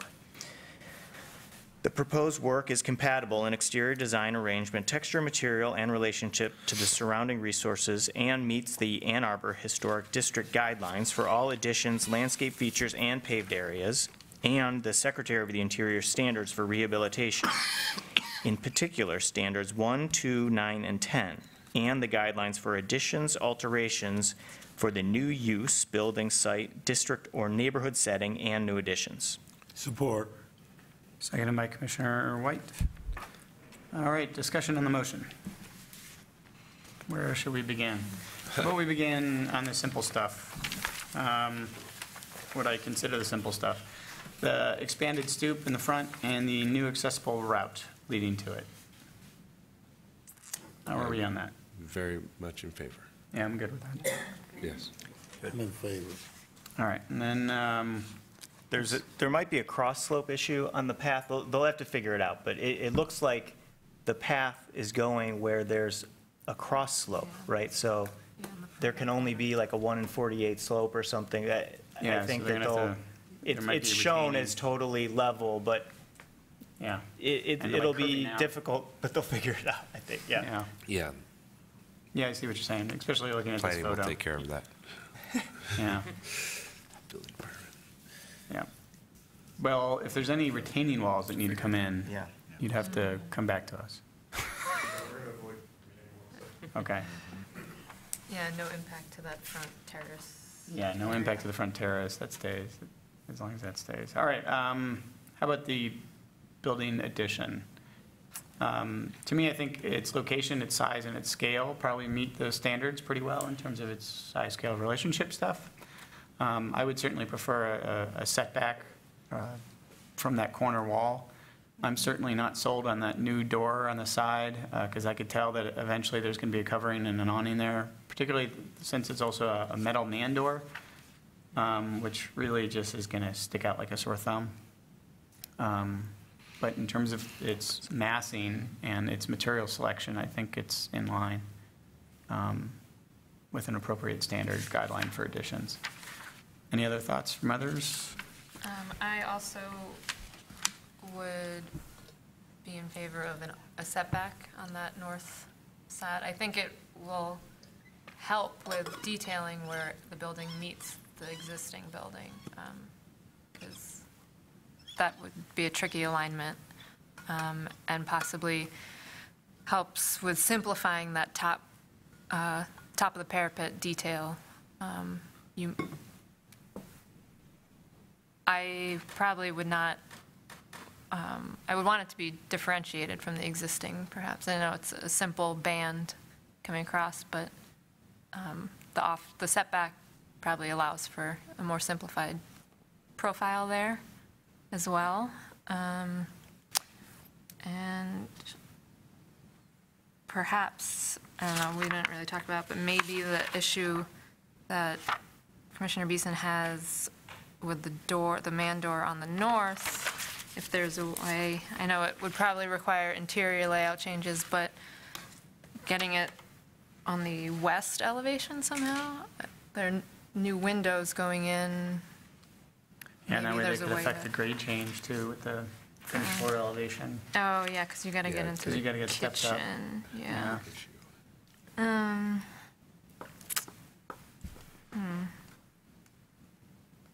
But I agree. My experience with this building is oftentimes heading on Washtenaw, so I see that rear side more so than the front side. So that, although considered the rear facade, it is very visible in my mind. Yeah. Any other thoughts on the addition? Sure. That, I agree with staff that side is sort of like the only, or like the least character defining side.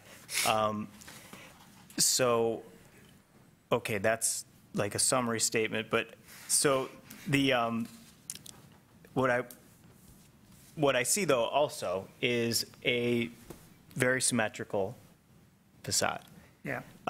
So to me, that supports setting back the wall as much, maybe, like it looks like there's that wall there. Is that setback, or I can't tell because It looks like it is. It must be. 'cause What is the this? it looks like it, right? The gutter, the down. That 6-inch feels gutter. okay, you know, something even that much where I think when you'll look at it, you'll still get the symmetry and it won't look necessarily like that's getting thrown off. I mean, I realize it's going to be a lot taller, but just a little bit of a setback, you'll get a shadow line, and then I think the symmetry will remain. I agree, like, yeah, it allows for the trim band on the cornice cap to be simplified, and I guess I would prefer either you're kind of taking the same detail and maybe shrinking it, or you're taking the same depth and maybe ratcheting down the detail one notch so that it is differentiated.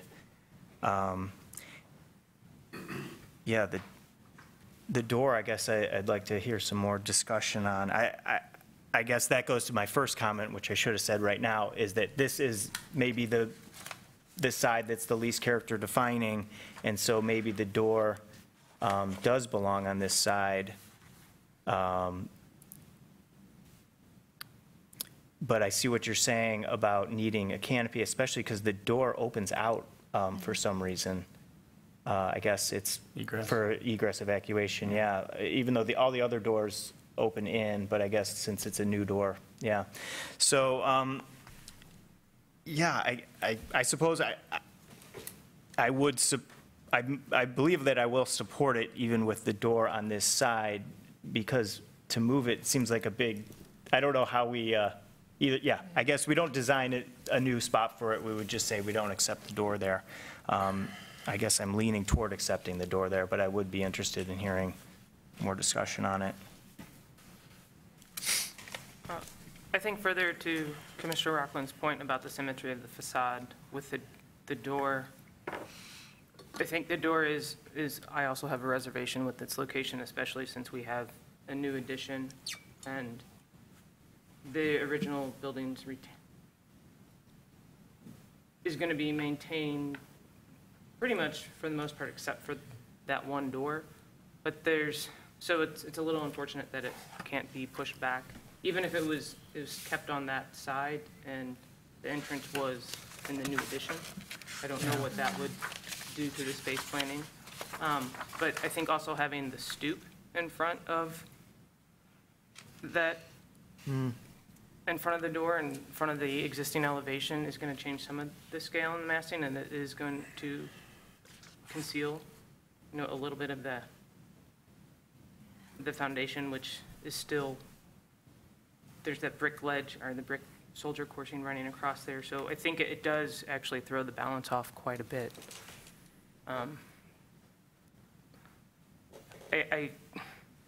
So I guess I'm on the fence, but I'm leaning more toward not accepting the door in its current location as proposed. Any other comments? Sure.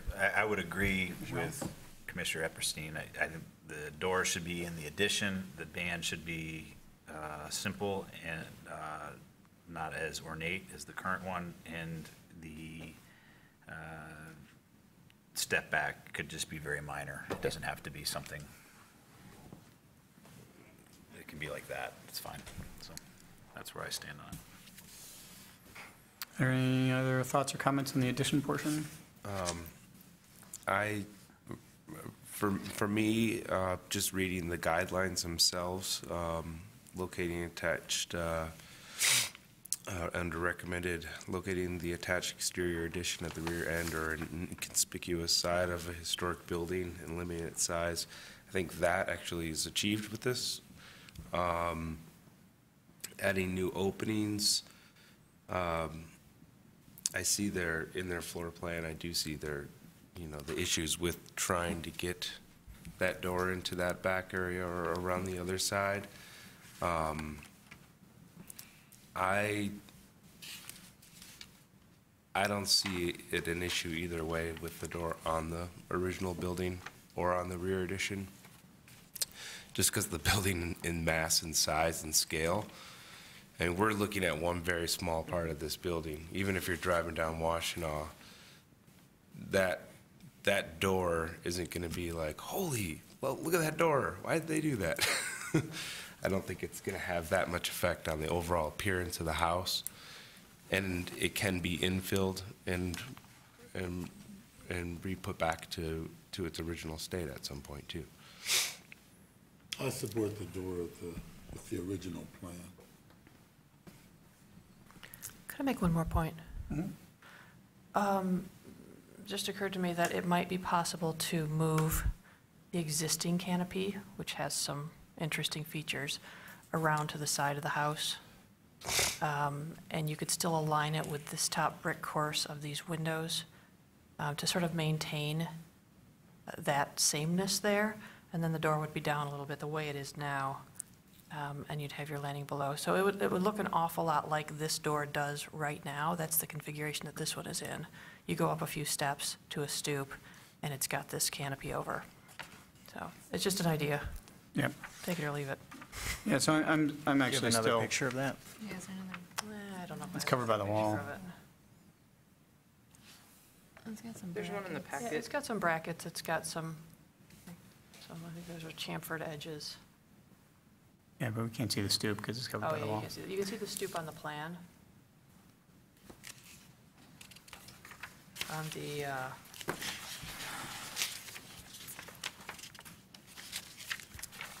the existing, no, that's not it, where is it? Yep, you can see it. You can see it in the photographs from the application in our packet. Yeah, look at the applicant's photos. Yeah, those are, You go to the, here it is. Here's the drawing of it. yeah, So it's a few steps up, the door, the canopy. You go to the I think photo from the street. we have historical photos of it. If down the road they need an awning Yeah, or that or the next one. a covering there, we would just review it again. It's only in the packet. Yeah, so I'm looking at this elevation, and I'm going to stand my ground here. I think the door with that landing and stoop would be very disruptive to that elevation and disrupt the historic view of that facade pretty dramatically.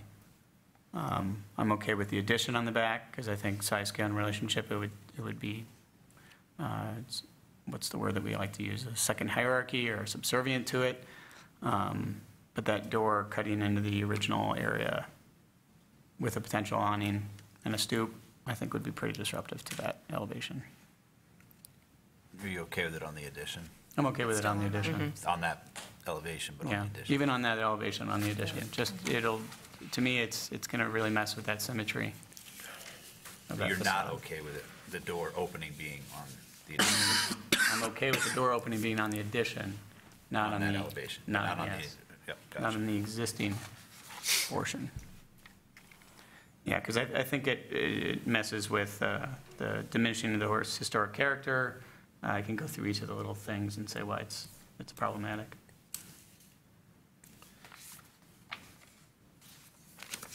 Which one I was looking at before?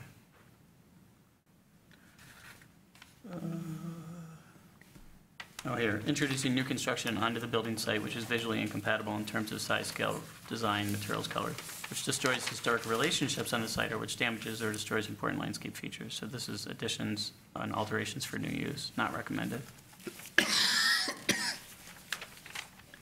Yeah, all right, so that's kind of our new addition discussion.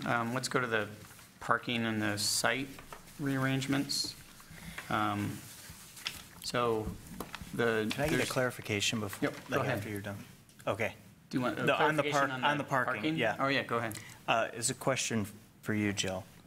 Can you explain, I'm a little confused about this, I mean, we're all talking about the difficulties of a corner lot here, basically. Yeah. That was what our last discussion was about. So can you explain why the 7 spots that are, what I am thinking in the front, why are those not in the front open space? And then the follow-up question is, can you talk about right-of-way landscape screening? And I know that's part of the site plan process, so we're talking about parking. I assume that some of the parking will have landscape screening, but I don't know necessarily what the plan is for that, so those two Okay, things. okay. So picture this going all the way down to a point like a kite. Yeah. This is Hill Street, no, this is Washtenaw, and this is Hill. The front, these are both fronts, Washtenaw and Hill, and the front required setback is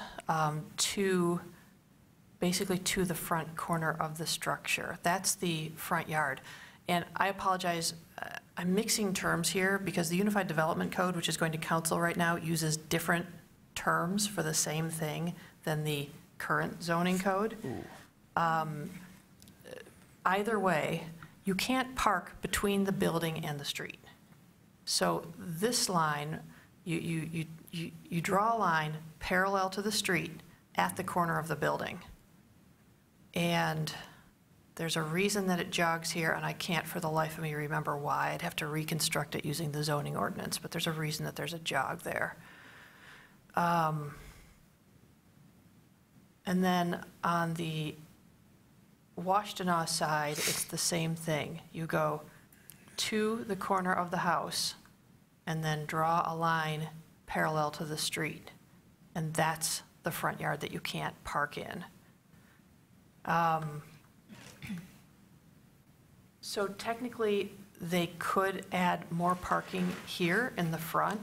You can't see, this is where the circular drive is, on one part of it, not on the other end. So you technically might be able to add one space right here, maybe, if it would fit. If you look at your drawings in the packet, it's a little bit clearer because it's darker. But aren't there spots on the other side, like where the number 7 is? Oh, it's on this point, I like right there. Yeah, there's a reason that you can't park there, and I can't remember It why. has to do with this other dash line going down the Yes, it middle, has to right? do with the other dashed line. Oh, okay, I thought they were proposing parking there. No, no, that's the existing 7 spaces. That are going away? Nope, No, nope, they're they're just staying. staying there, they're fine. They're, yeah, I guess that was my They're question, grandfathered. is how are they Okay. fine if They you're wouldn't getting be for site allowed plan today. approval? They wouldn't be allowed today. Yeah, But they're basically grandfathered in, because they're there, they were there before January 1st of 1991, or some ridiculous date like that, that's in Okay. the zoning code. okay, that was Yeah, the okay, question. Okay, I'm giving you a longer explanation No, than you no, that wanted. was helpful. So then, if you're on a corner lot, which this is, you get an exemption which says that you can park closer to the street, but not closer than 25 feet, which is this distance, on one of the two sides. So I suppose that you could put parking anywhere over here, but since I don't think that the Historic District Commission standards would even remotely consider that a possibility and appropriate, my advice was to put it along the driveway, which is where it's the most accessible anyway, and not touch the trees and see what happens. And this is what they were able to fit in there. What can you say about these trees in this area? They're only removing one other tree, I believe, behind the parking area. There are only 2 trees coming down for all of the work, and one was that one that's in the courtyard now. Does that sound right? Toby, do you want to come up and talk about the trees? Yeah, and actually, I don't think we're taking, we don't show removing any trees back there on the back. However, there's really no historic trees there. There's a few of them, is that the number 11 in the corner there? There's a truck shown. Yeah. Right at the nose of that truck, those are awfully close to that paving. So more than likely, 1 or 2 of those would come out, but it's a lot of scrub, overgrown stuff back Is there. that similar to the tree then that's like to the, well, looking at I guess this would be the west of the covered parking? There's a tree located just off to the, I'm going to use your mouth. Yeah. That tree right there? That's a good tree, A good tree. yeah. Because part of me was thinking that there is a little bit of space before that offset line. And Potentially you're squeeze in- suggesting adding parking back Adding there? parking in there. We looked at that too. There's not enough space to actually, and as you can see, if you continue the drive down, there's not enough really room to add any meaningful space there, yeah. We wanted to preserve that back out space for that space, for the car that would be in number 11, Yeah. get turned around, rather than backing into a couple of other cars there.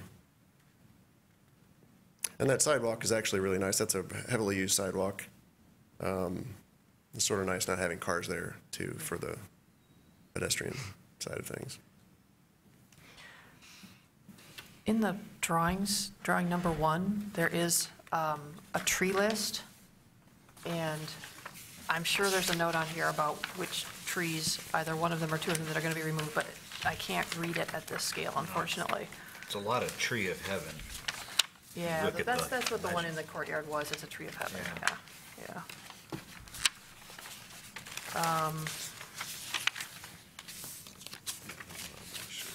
Yeah, I just can't read it at this scale.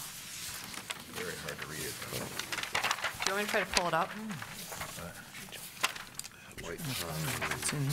It's at the back. Look at this. You have to look, they're faded gray. There's Oh, a that'll number. help. Yeah, And then they match the yeah. number to there, but they're incredibly hard to read. Is landscape screening not into the conversation? So landscape screening will be required, right-of-way screening will be required between the street and the parking areas. So there'll be some bushes required here, because it's between the street and the parking area. Yeah. And there'll be some bushes required here, or wherever the parking area starts. Okay. All right. Here we go, we're gonna get into the full size. Jill's gonna. Okay, so these guys back here, 407, 408, 4945, lots of tree of heavens, 8-inch elm back there, mulberries.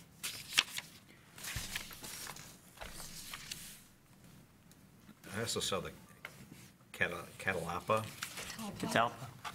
what is it? Catalpa. Catalpa. Yeah. Tulip trees. That actually might be the one in the courtyard. That's probably, yeah, the one in the courtyard is protected, I'm sure. 404, because if you look at the detail in the, isn't that a 404? Detail A. Yeah, detail A, right in the middle there. Yeah, the catalpas and the tree of Catalpa, heaven are yeah. invasive. Yep. The ones we're concerned about are the 380s, Yeah. 401. You guys want to come and look at this? It's- Oh, there they are. Very light.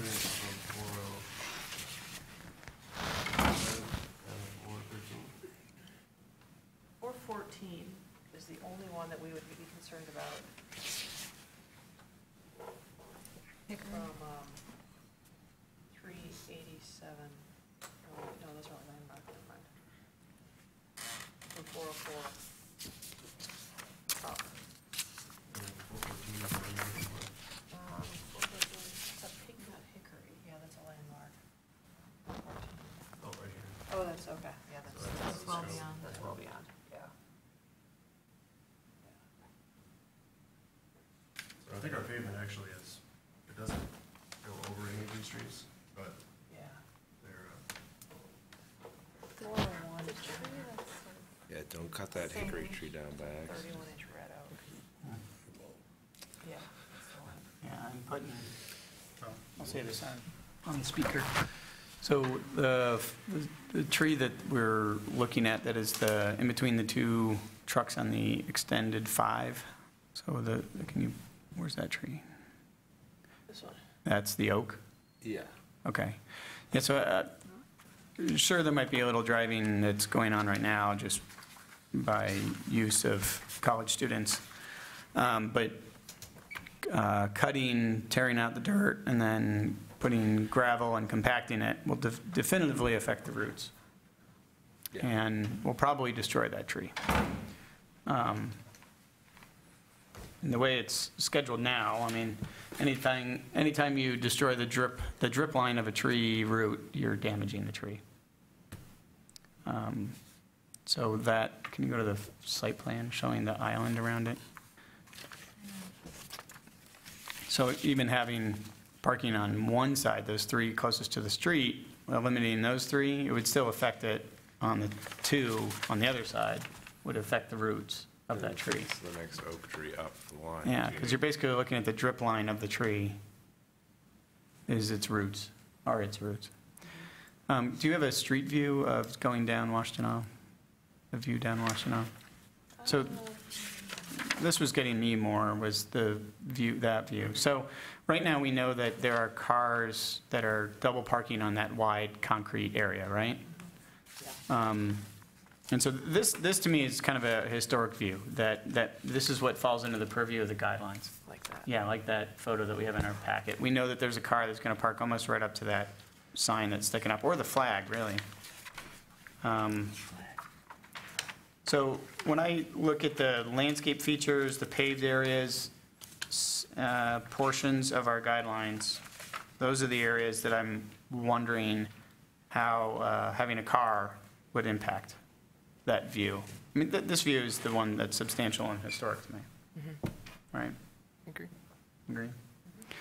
And certainly when there's students in play, like the picture in our packet, we know that there's going to be a car there in some extent or another. But now we're introducing a permanent parking space that would basically say that there's going to be the car there a lot more and affecting that view.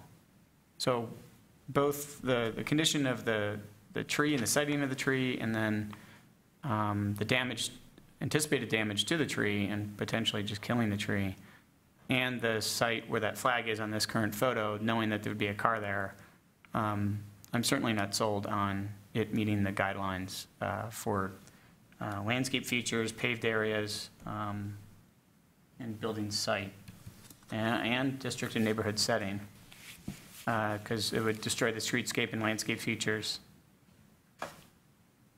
So those are my thoughts. I'd like to hear what other people are thinking. Well, I agree with Commissioner Beeson. And just a note about the surrounding sites, I think there's a photo in our packet toward the end about, so I was trying to look at some of the lots across the street that do have front street parking, and those parking lots tend to start almost twice as far back as where the proposed would be. So it would be much closer to the tree. Is that on this side of the street you're It's on saying? the opposite side On of the the opposite street. side? Right, but, Yeah. and there is no front street parking on any of these lots Yeah. on this side of the street. So just precedent for neighboring lots, I think it goes against having the cars closer to the street here. Did you have a chance to look at down Hill Street? Any memory of that? The next house is No. down on Because it's a Hill. totally different flavor. isn't it? The scale is much different. Totally different scale. Yeah, it's totally different. Yeah, this photo is very effective in showing the view shed, the historic view shed down Washtenaw. And I'm agreeing with the comments that I'm hearing. I'm also sort of thinking of it like the extreme of this, where you would get every other driveway and owner on Washtenaw here to say, oh, we can get 3 parking spots right there. And so imagining that as well, really brings the point home for me where I agree that I don't think parking spaces, I think that parking spaces would take away from the historic view shed that we're looking at right here. Any other comments? I agree with all the comments that have been made. I agree. All right, any other discussion on the motion? Did we miss anything else out? We didn't discuss really the covered parking. The bike? Yeah, the Bike. bike, sorry, the bike, covered parking. I think the- Parking? I don't, No. it doesn't, it's one of those things that are easily removable for sure. Yeah. It's tucked away on the other side of the building, so it's not within any historic views. There's no landmark trees being removed for it, so it doesn't seem like a big deal. What about the masonry trash enclosure? We didn't get a really good sense of where its height. Is that somewhere in the packet? Yeah, does that show up? It'll be 6 feet, because that's what's required by code to screen dumpsters. It'll have a gate that will be left open most of the time. Yeah, and we're guessing it's, Maybe. And we're guessing it- Maybe not for this house. Okay, not because they'll for be, this they'll be house. on, And it says it'll be new masonry, but I'm guessing that it'll be brick, or probably brick? Brick, definitely, okay, Same probably as the addition? yeah. There are a bunch of dumpsters back there, and this will definitely help. And Yeah. there's still going to be a bunch of dumpsters for the next door house, but this will keep it a little more controlled looking. Dumpsters. All right, any other? Sorry, I just have one other question, Yep. because this is in regards to the addition and this enclosure, apparently. On the drawings, it says brick color and pattern to complement but not match existing. We're obviously not seeing that. We're just trusting that that's the case. Does staff get to look at that, or, Did we ever bring you a sample? yeah, any sort of How a does that sample, or fall? we just Buy into it. buy So into would you like to it? I'm just make any asking. comments but- on that? Yeah, I don't- We'll get you on the record. So the brick would be, there's actually, it's a really interesting brick on this building. There's 2 different blends. There's a blend at the bottom and a blend at the top that's totally different. So our approach would be to take kind of the mid-tone, one of the mid-tone colors from the bottom and just make it a solid color for the addition. So there's like a brown and 2 tones of red and maybe even a lighter one. So it might be either the brown or the red, but stay in the mid-tone color, and it would just be solid around the Yeah. back. Okay, You wouldn't be blending at all. It would not be a blend in Yeah. the back, no. And I think we would probably use the natural mortar again, so we're not completely different, but I think going with a solid brick would be appropriate back there. Sure. And we're happy Yeah, to I'm good bring, with that.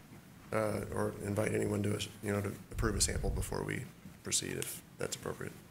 I was curious, is that something that, for other projects, do you Is that a People staff? have in the past, if you think it's important. It can be staff, it can be commission, it can be your chair meets me out on the site and somebody from the house, and we hold a brick up and you say okay or not. We get it wet Or- and we look, see what it looks like when it's wet. It's mostly wet 9 months out of the year. But it's up to you guys. If you're concerned about it, certainly. If you're convinced that they're going to not put something ugly on the back of their house that doesn't match, that's okay too. I've been dealing with a lot of brick lately, and Yeah. I think it would make me more comfortable if, even if Jill and, I don't know, Janet wanted to. Or maybe you want to volunteer. Right, yeah, sounds like The it. brick review committee. Right. I don't know, that's, Yeah. I'd support that. I think it's good. Yeah. Yeah, Quick Yeah, peek, yeah. we're happy. when it comes up. Just a quick Okay. peek. Yeah. yeah. Get it wet. All right, so we have a motion in front of us that encapsulates all of this, all of the scope.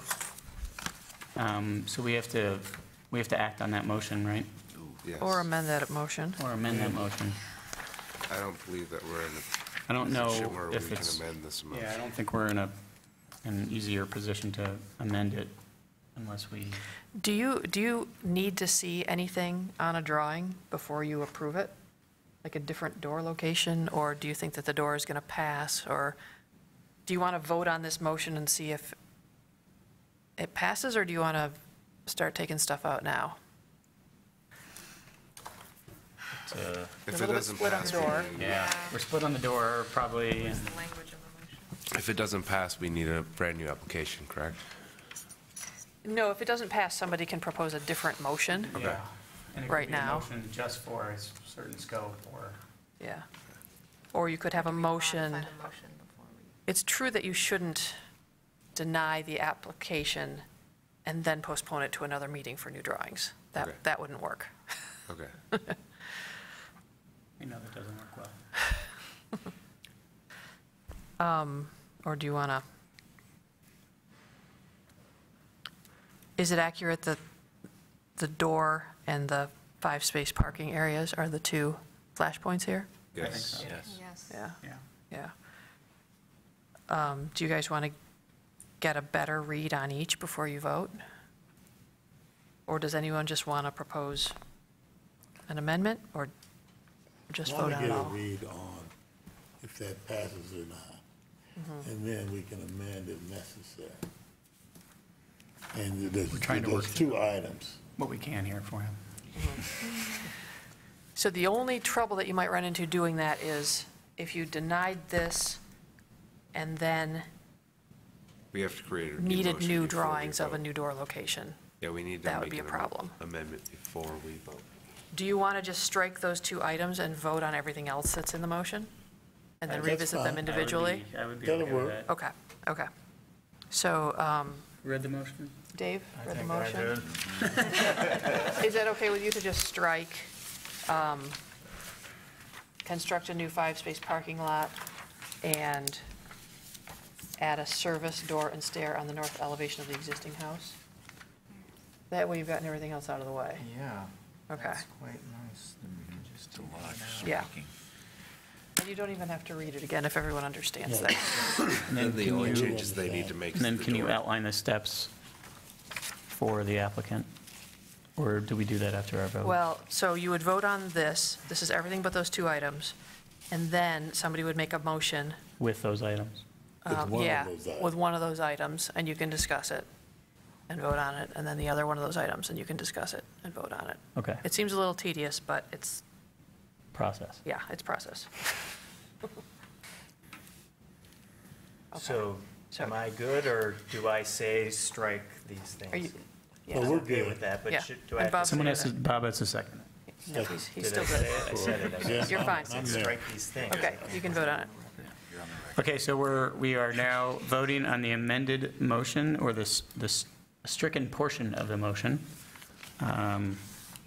That's the vote that we're going on here, and all those in favor of the motion, please say yes. Yes. Yes. All those opposed, say no. All right, so that motion carries. Your application, that application has been approved, and you will receive written notification from staff. Now, we have to work on the other parts, right? Yep. correct. So does somebody want to make a One at motion a about a time. parking lot? All right, so now someone It needs to can make a be motion just with the parking Whatever motion you lot. want it to be. Sure. I move that the commission issue a certificate of appropriateness for the application at 1550 Washtenaw Avenue to construct a new 5-space parking lot as shown in the plan submitted. Support. Supported by Commissioner White. Any discussion on the motion? Any further discussion on the motion? None? Well, I think that it's splitting hairs even more, right? Because I moved for obvious reasons for a 5-space parking lot, but what it sounds like what I've heard is really it's the 3 spaces that are between the road and that tree in question that are maybe the questionable spaces that would be blocking the view shed, and then the other 2 spaces might not be blocking the Toby view would shed. like to Yeah, yeah. add something Please, here. please ahead. comment. Come on up. Please, yeah. If, you have the site plan you could pull back up?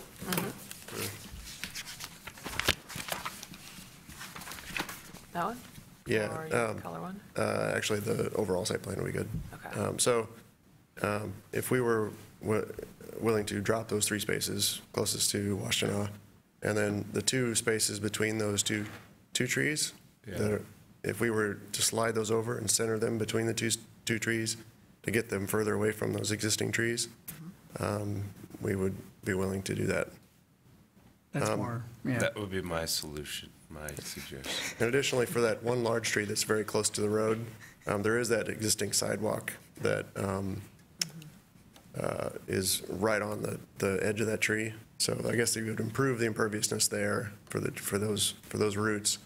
I guess we would maybe consider, that sidewalk is pretty dilapidated right now. Yeah. Yep. So as we replace that sidewalk, perhaps we can swing it wide a little bit so it goes away from the tree. At the corner here, and, Yeah. yeah. Yeah. I mean, you could talk to your civil engineer in more detail about the best way to protect the root ball and design the tree and all that stuff, including what type of pervious pavement or even pavers would help with the flexibility of the tree and its growth.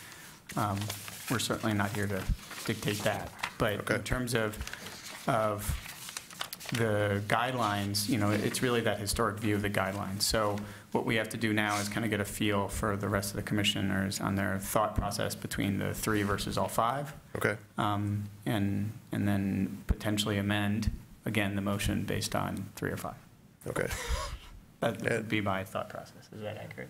2 or 5. 2 or 5, correct. Yeah. In the 2, in a new location, is that Yes. potentially moved? Just slightly slid over a little bit. Yeah. Correct. they are. Yeah. One's the oak, the other one, I don't know. The other one's also a large oak. It's a black oak, The other one's a black oak. Okay. 25-inch. And is this an appropriate time to talk about the stair too? Or should I come back up? Come back up. Come back. Once that motion's made, then we'll discuss that one. All right, so discussion on the 5 parking spaces. You know what Max just said, or Commissioner Cope mentioned. Any other thoughts there?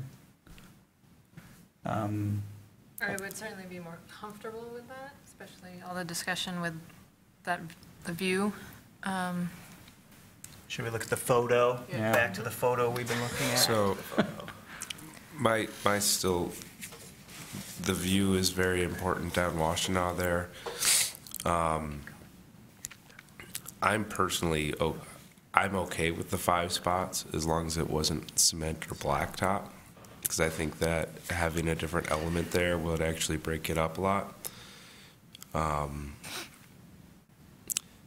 And there's no cars going to be parked there for 5 months a year, during the summer months, normally. The place is only occupied during the school year, right? Oh, there's more and more students on campus in summer. Okay, all right. Yeah, it's But building those- shut down.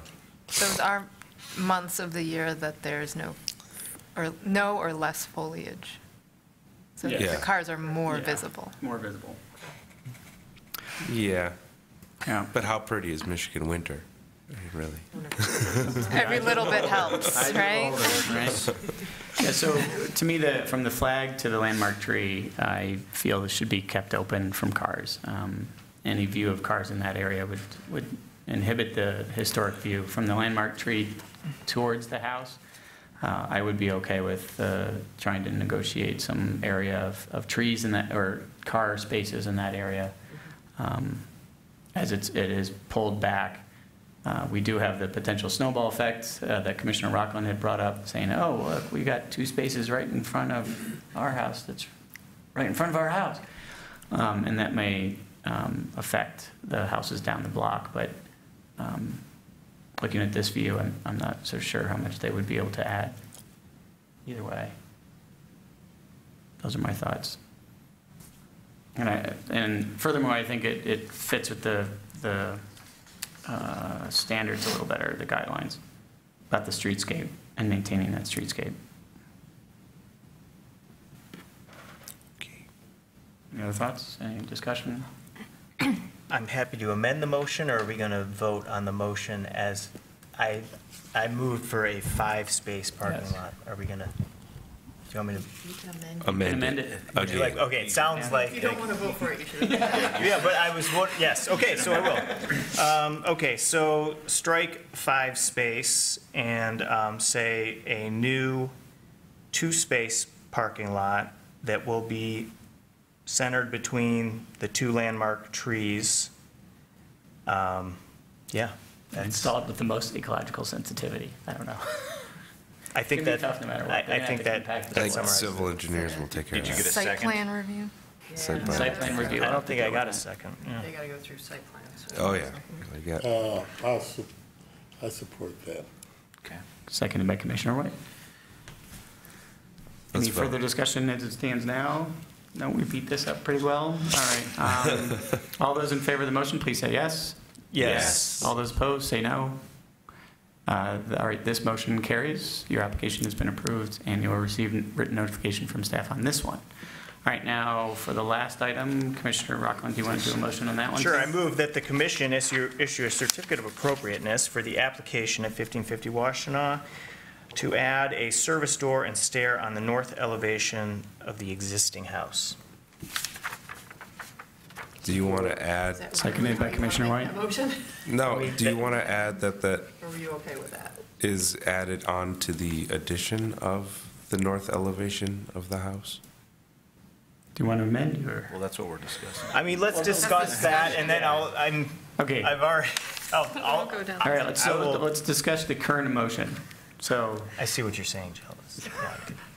what's your discussion of the current motion? Do you have discussion? I believe that the plan as proposed is acceptable under our guidelines. I don't see that north wall. I understand that it is a very visible area, but there has got to be a back to the building somewhere.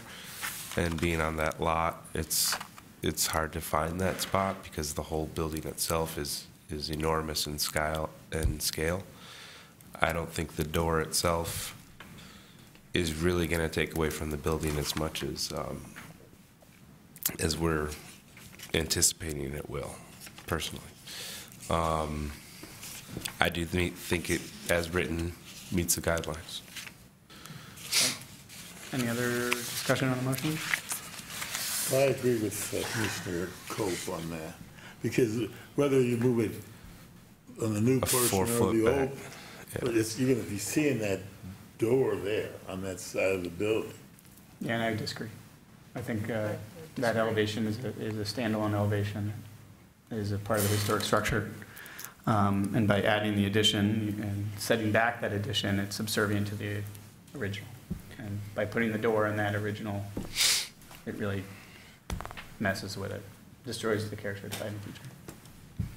I would like to add, though, it was also mentioned that, you could put it back and make it look like that opening wasn't there. I disagree with that. I think those bricks will be lost or whatever, and it's never going to look the same.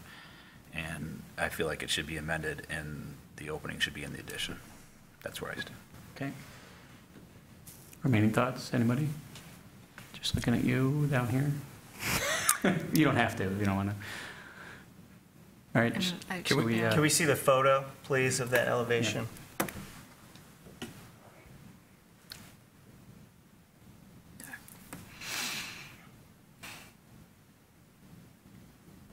you look at the street one too.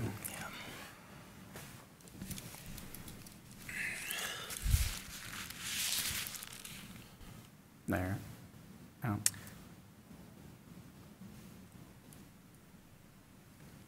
That's a good one.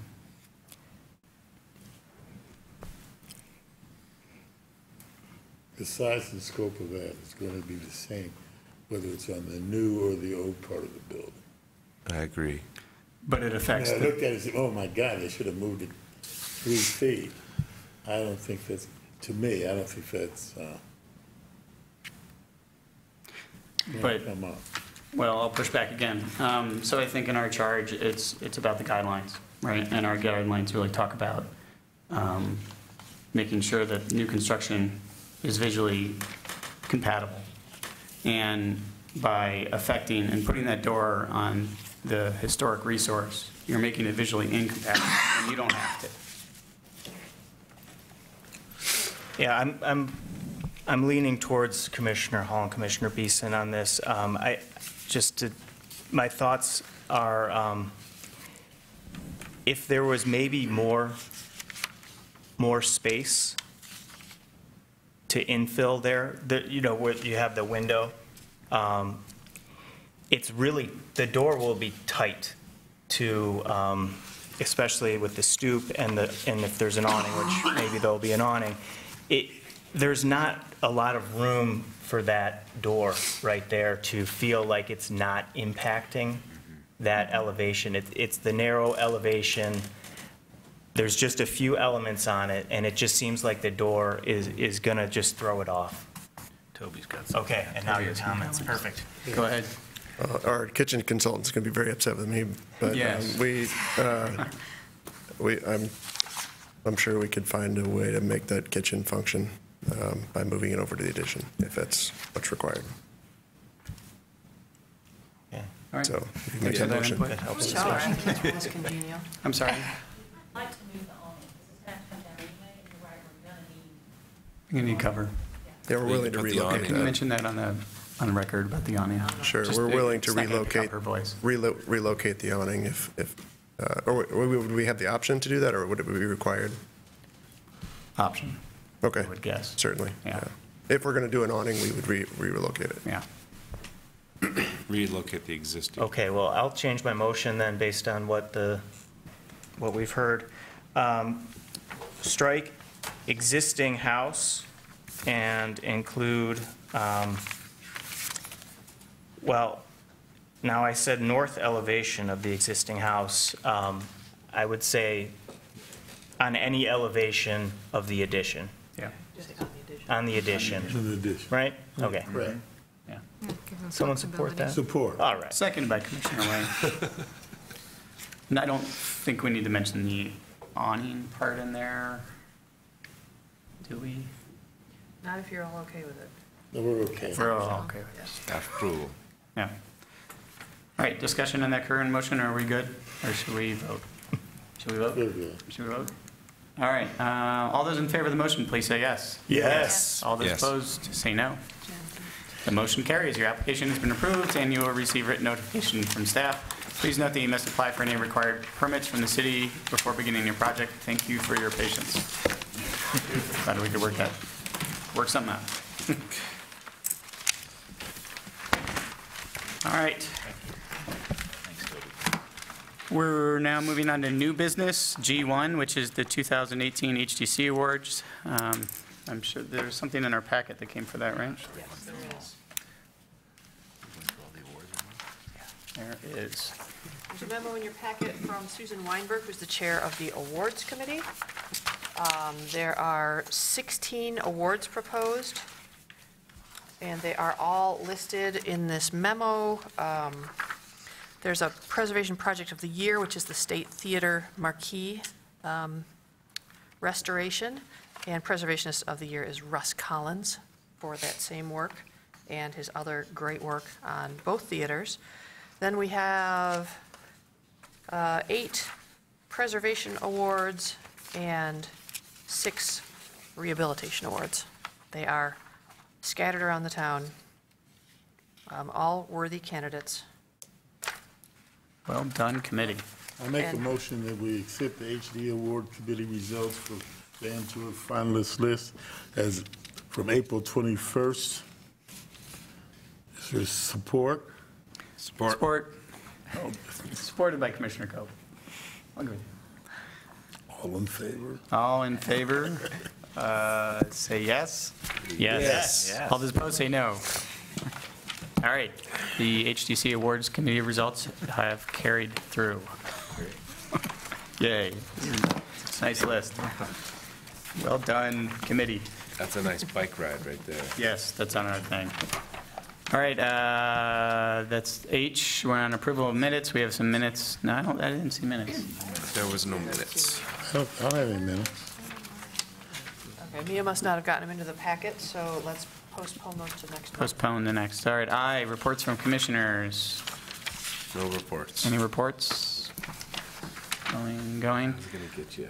All right, we have review committee assignments for J1, June 4th. Let's Oh, wait, hold off that'll on move. J1 until we do K. K, Because okay. I'm going to ask you guys to modify the calendar, so that'll be different. All right, let's go to K1. Look at your calendar. Or do we have that, or is it just you? K1 is staff activities. Oh, this thing, yeah. We did get Nothing very that. exciting here. Let me know if you have any questions. You guys approved all the interesting stuff.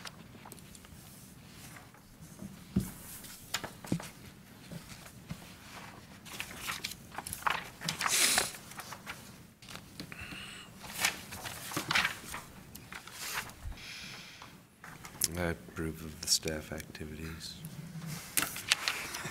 Yeah, I don't know if we have to approve No, that, you do No, we? I don't think we do. That one's one we don't have to do. Okay. So, good. No questions on it?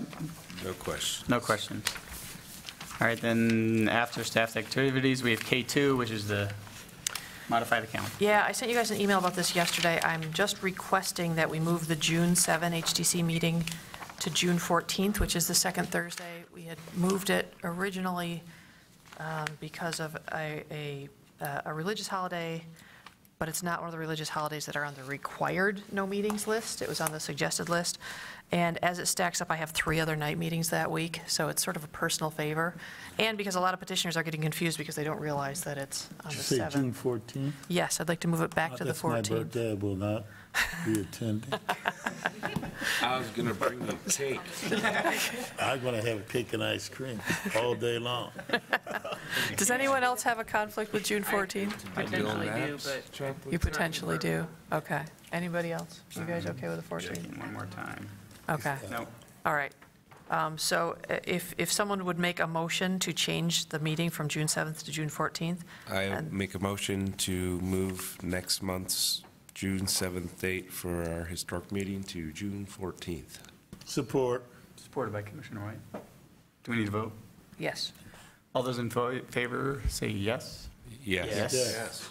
All those opposed, say no. All right, Thank you. the meeting Thank you has very changed. much. Thank June you very 14th. much. Bob and Anna are off the hook. That's right. Happy birthday in advance. Thank Happy you. birthday. Thank you.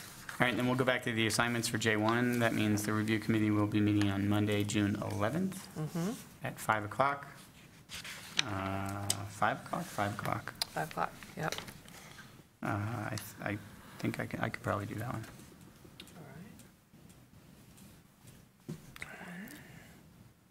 Anyone else? There's a very high possibility that I will be able to do that one as well. Make sure here. Yes. All right. John and Max? Yep. Thank Yep. you. All right, put it down. I think we have one, it's not on our list, though. It's Cobblestone. Yeah, that's it's coming up. communications. It's It's coming under up. Put on communications, okay. L, good. concerns of commissioners. Anything? No concerns. Any concerns? All right, M, communications, various communications of the HDC. Here we have the Cobblestone Annual Report, which also is in our packet, and George is here. Hello, George. Thank you for your patience, George. Oh, I've got a, here. Yeah.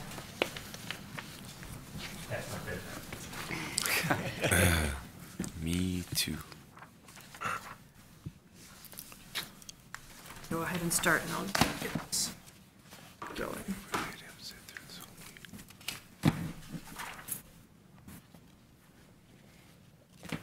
Okay.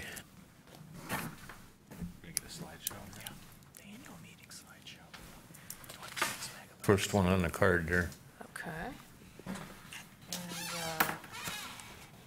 There we go. I'm going to bring this back to you. Okay, we just had our annual meeting at Cobblestone, and I want to bring you guys the report. Probably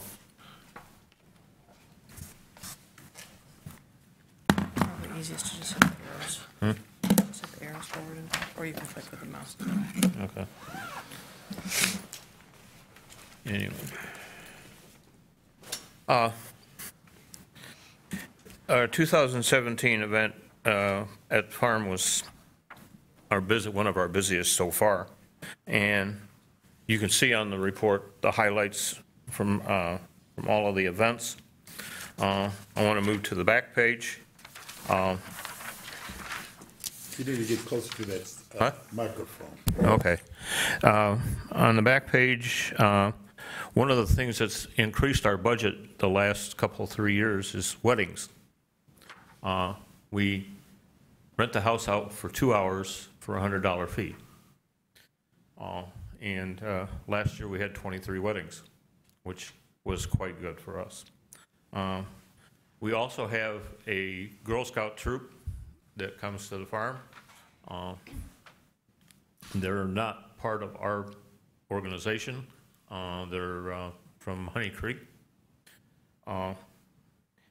And we've also started a Cub Scout troop, which is at Honey Creek, but is sponsored by the Cobblestone Farm Association.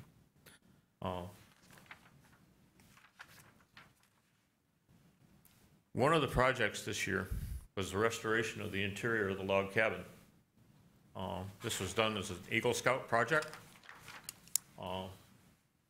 And that's the group of Eagle Scouts that worked on the project. The leader, the gentleman right there, is my grandson. Part of the Eagle Scout project is the ability to lead a group of people. This is kind of difficult for him to do, because he's a hands-on person, and he's not a person that says, okay, do this, do this, do this. He'll go out and do it. But he did it, and he got the project done. That's what the inside of the log cabin looked like as they started rehabbing the inside and rechinking the log cabin. A number of years ago, we had the exterior of the log cabin done. In the process of doing that, some of the chinking on the inside fell off, and it was his project to put it back. And so this is his project, and this is the gentleman working on this. This took a couple of months on a couple of 3 weekends to get everybody together and to put it back together. And this is the beginning of the whitewash, and they're looking at their handiwork here. And the inside of the log cabin really looks nice now. It's back up and running. We now have school groups. We just had our first school group last week. In fact, Monday, we had our group came out. We start in the log cabin. We work through the log cabin. We walk past the animal barn. We walk past the foundations of the old bank barn that's on the site. We take the kids past the kitchen garden, the fountain garden in the front of the house. Then we take the kids to the house and do projects with the kids. This is part of inside the log cabin, explaining what pioneer life was like in Washington County and on the farm. We walk the property. This is our Hallowed Harvest event. We have craft people who come in and demonstrate. This is our spinner. We have a weaver and a sock maker. This was the Hallowed Harvest event, out with the kids and playing on the grounds, cooking in the kitchen, which we do at every event. And this, the last two pictures were the Girl Scouts in the kitchen doing the cooking. And this is a set of Girl Scouts in the sitting room learning how to needlepoint. It's one of the projects that they do. Our Cub Scout troop was working on their own little log cabin on site. Our Cub Scout troop is the one that decorated the Christmas tree in the parlor this year.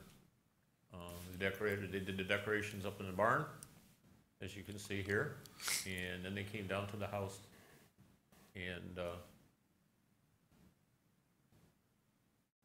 this is also one of the Girl Scout groups. We have historians and demonstrators, and this was a historian group going through the house and learning about the inside of the house. We also had a group of teachers from a preschool who came out to the house and helped us go through our collections and photograph our collections. And this is some of the fabrics and clothes and things that we have. This is what the kids do. They get to do laundry. And that's what happens at the farm on a regular basis. We've moved into our new offices. Thank you to the city for that. And it's been a godsend for doing stuff. We had a Eastern student with us from April to December, and she's works on deaccessioning our collections that we are getting rid of. She went through all of the minutes from all of the meetings from the beginning of the association to the present day to check to see if any of the collection items had documentation. It was her project, her master's project. Her master's project is this that we have it in a ring binder. And it's everything that she did. We also had she was from the Easterns Preservation Program. We also had an Eastern Preservation class come out and do a collections policies, which they came out and gave us a policy, and now they're tweaking it, so it'll be back to us probably in another month. So we'll have a definite written collections policy at farm.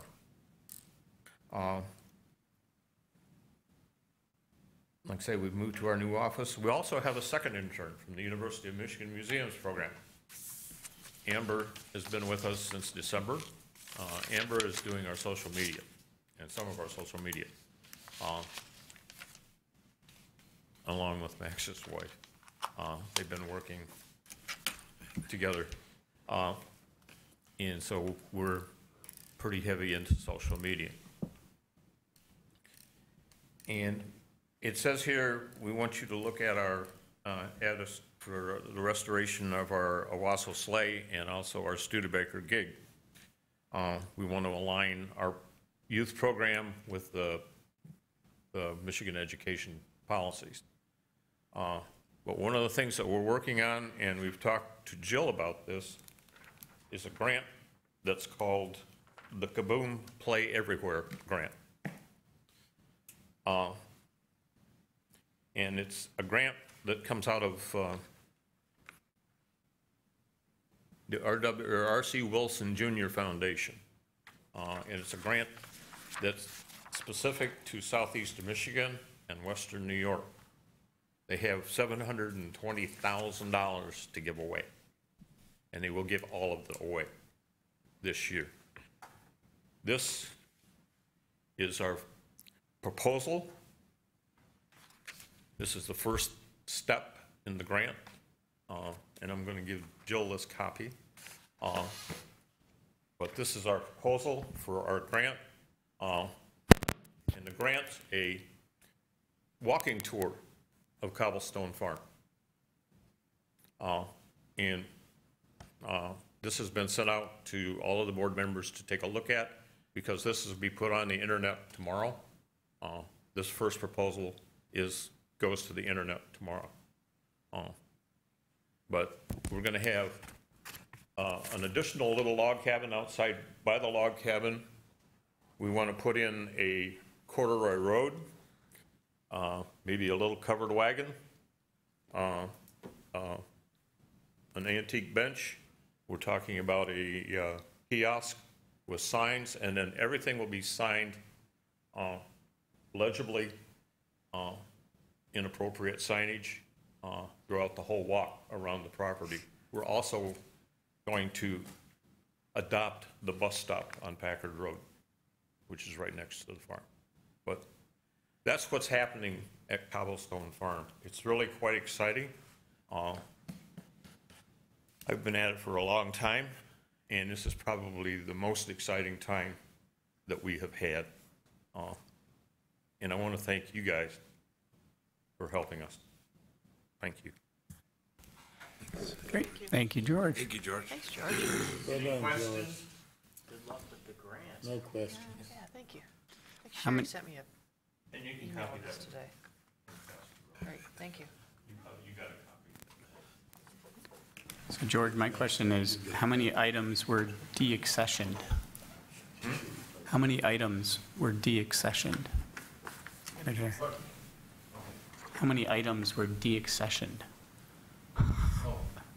You had mentioned that the grad student had come through the deaccession a few items. Is there a large amount? We sponsor the Cobblestone Farm Market, which is what we do. Like I say, we had the one from the Eastern Michigan Preservation Program. By the way, our farmers market starts the 22nd of this month on Tuesday afternoon from 4 to 7. You're more than welcome to come out and join us. There's always kids' activities on the site, and that's what part of this grant is for, is to bring the community together. We have High Cone across the street. We want those folks to learn how to farm to market and how that happened. Like I say, we did restoration of the log cabin and moved it to our new office space. Great. Thank you very much. Thank you. Thank you. Thank you very much. You're welcome. Thanks, George. Have a good See you evening. Monday. A very interesting meeting tonight. Out here? Yeah. Okay, we have one small little item left, and that is to make sure that you look at your new roster that showed up, and make sure that everything is spelled correctly and has the right contact information. And if you find anything, please let Jill know. I found something too. Oh, that I didn't even know, I didn't catch that. but- So how does it- Yep. Oh, did I, that's not the wrong thing. Oh, you're, so like Jessica there's two asked commissioners. about, yeah, so Jessica, you're filling out Ben Bushkill's term. Correct. And so you will be reappointed. And Evan, did you ever get you never got that form to work, did you? It never worked, yeah. Okay.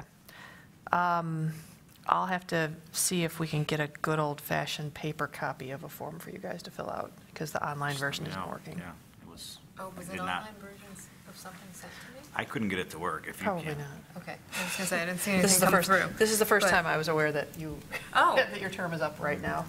Well, yeah, and if it was sent to Kihana, Yeah, right, that could be the problem. that could just be floating out there. My last name's Ian, which I'm sure you know, but it's a Yeah. Oh, I typo. took over for somebody, didn't I?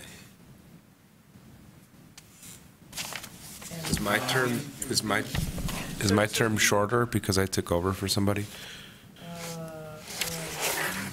Middle. It's like all of them end in May, Okay. so I they just, for started some in reason, all September. end Yeah, in that's- one May or another. That's intentional. Yeah. Okay. They've standardized them figured the out last now, couple of yeah. years. Yeah. Yeah. Yeah, I'll circle back with you, but both my phone numbers are on. Okay. Can you just write them on here? Yeah. All right. There being no further business and without objection, I will adjourn the May 10th, 2018 Ann Arbor Historic District Commission meeting. Adjourn.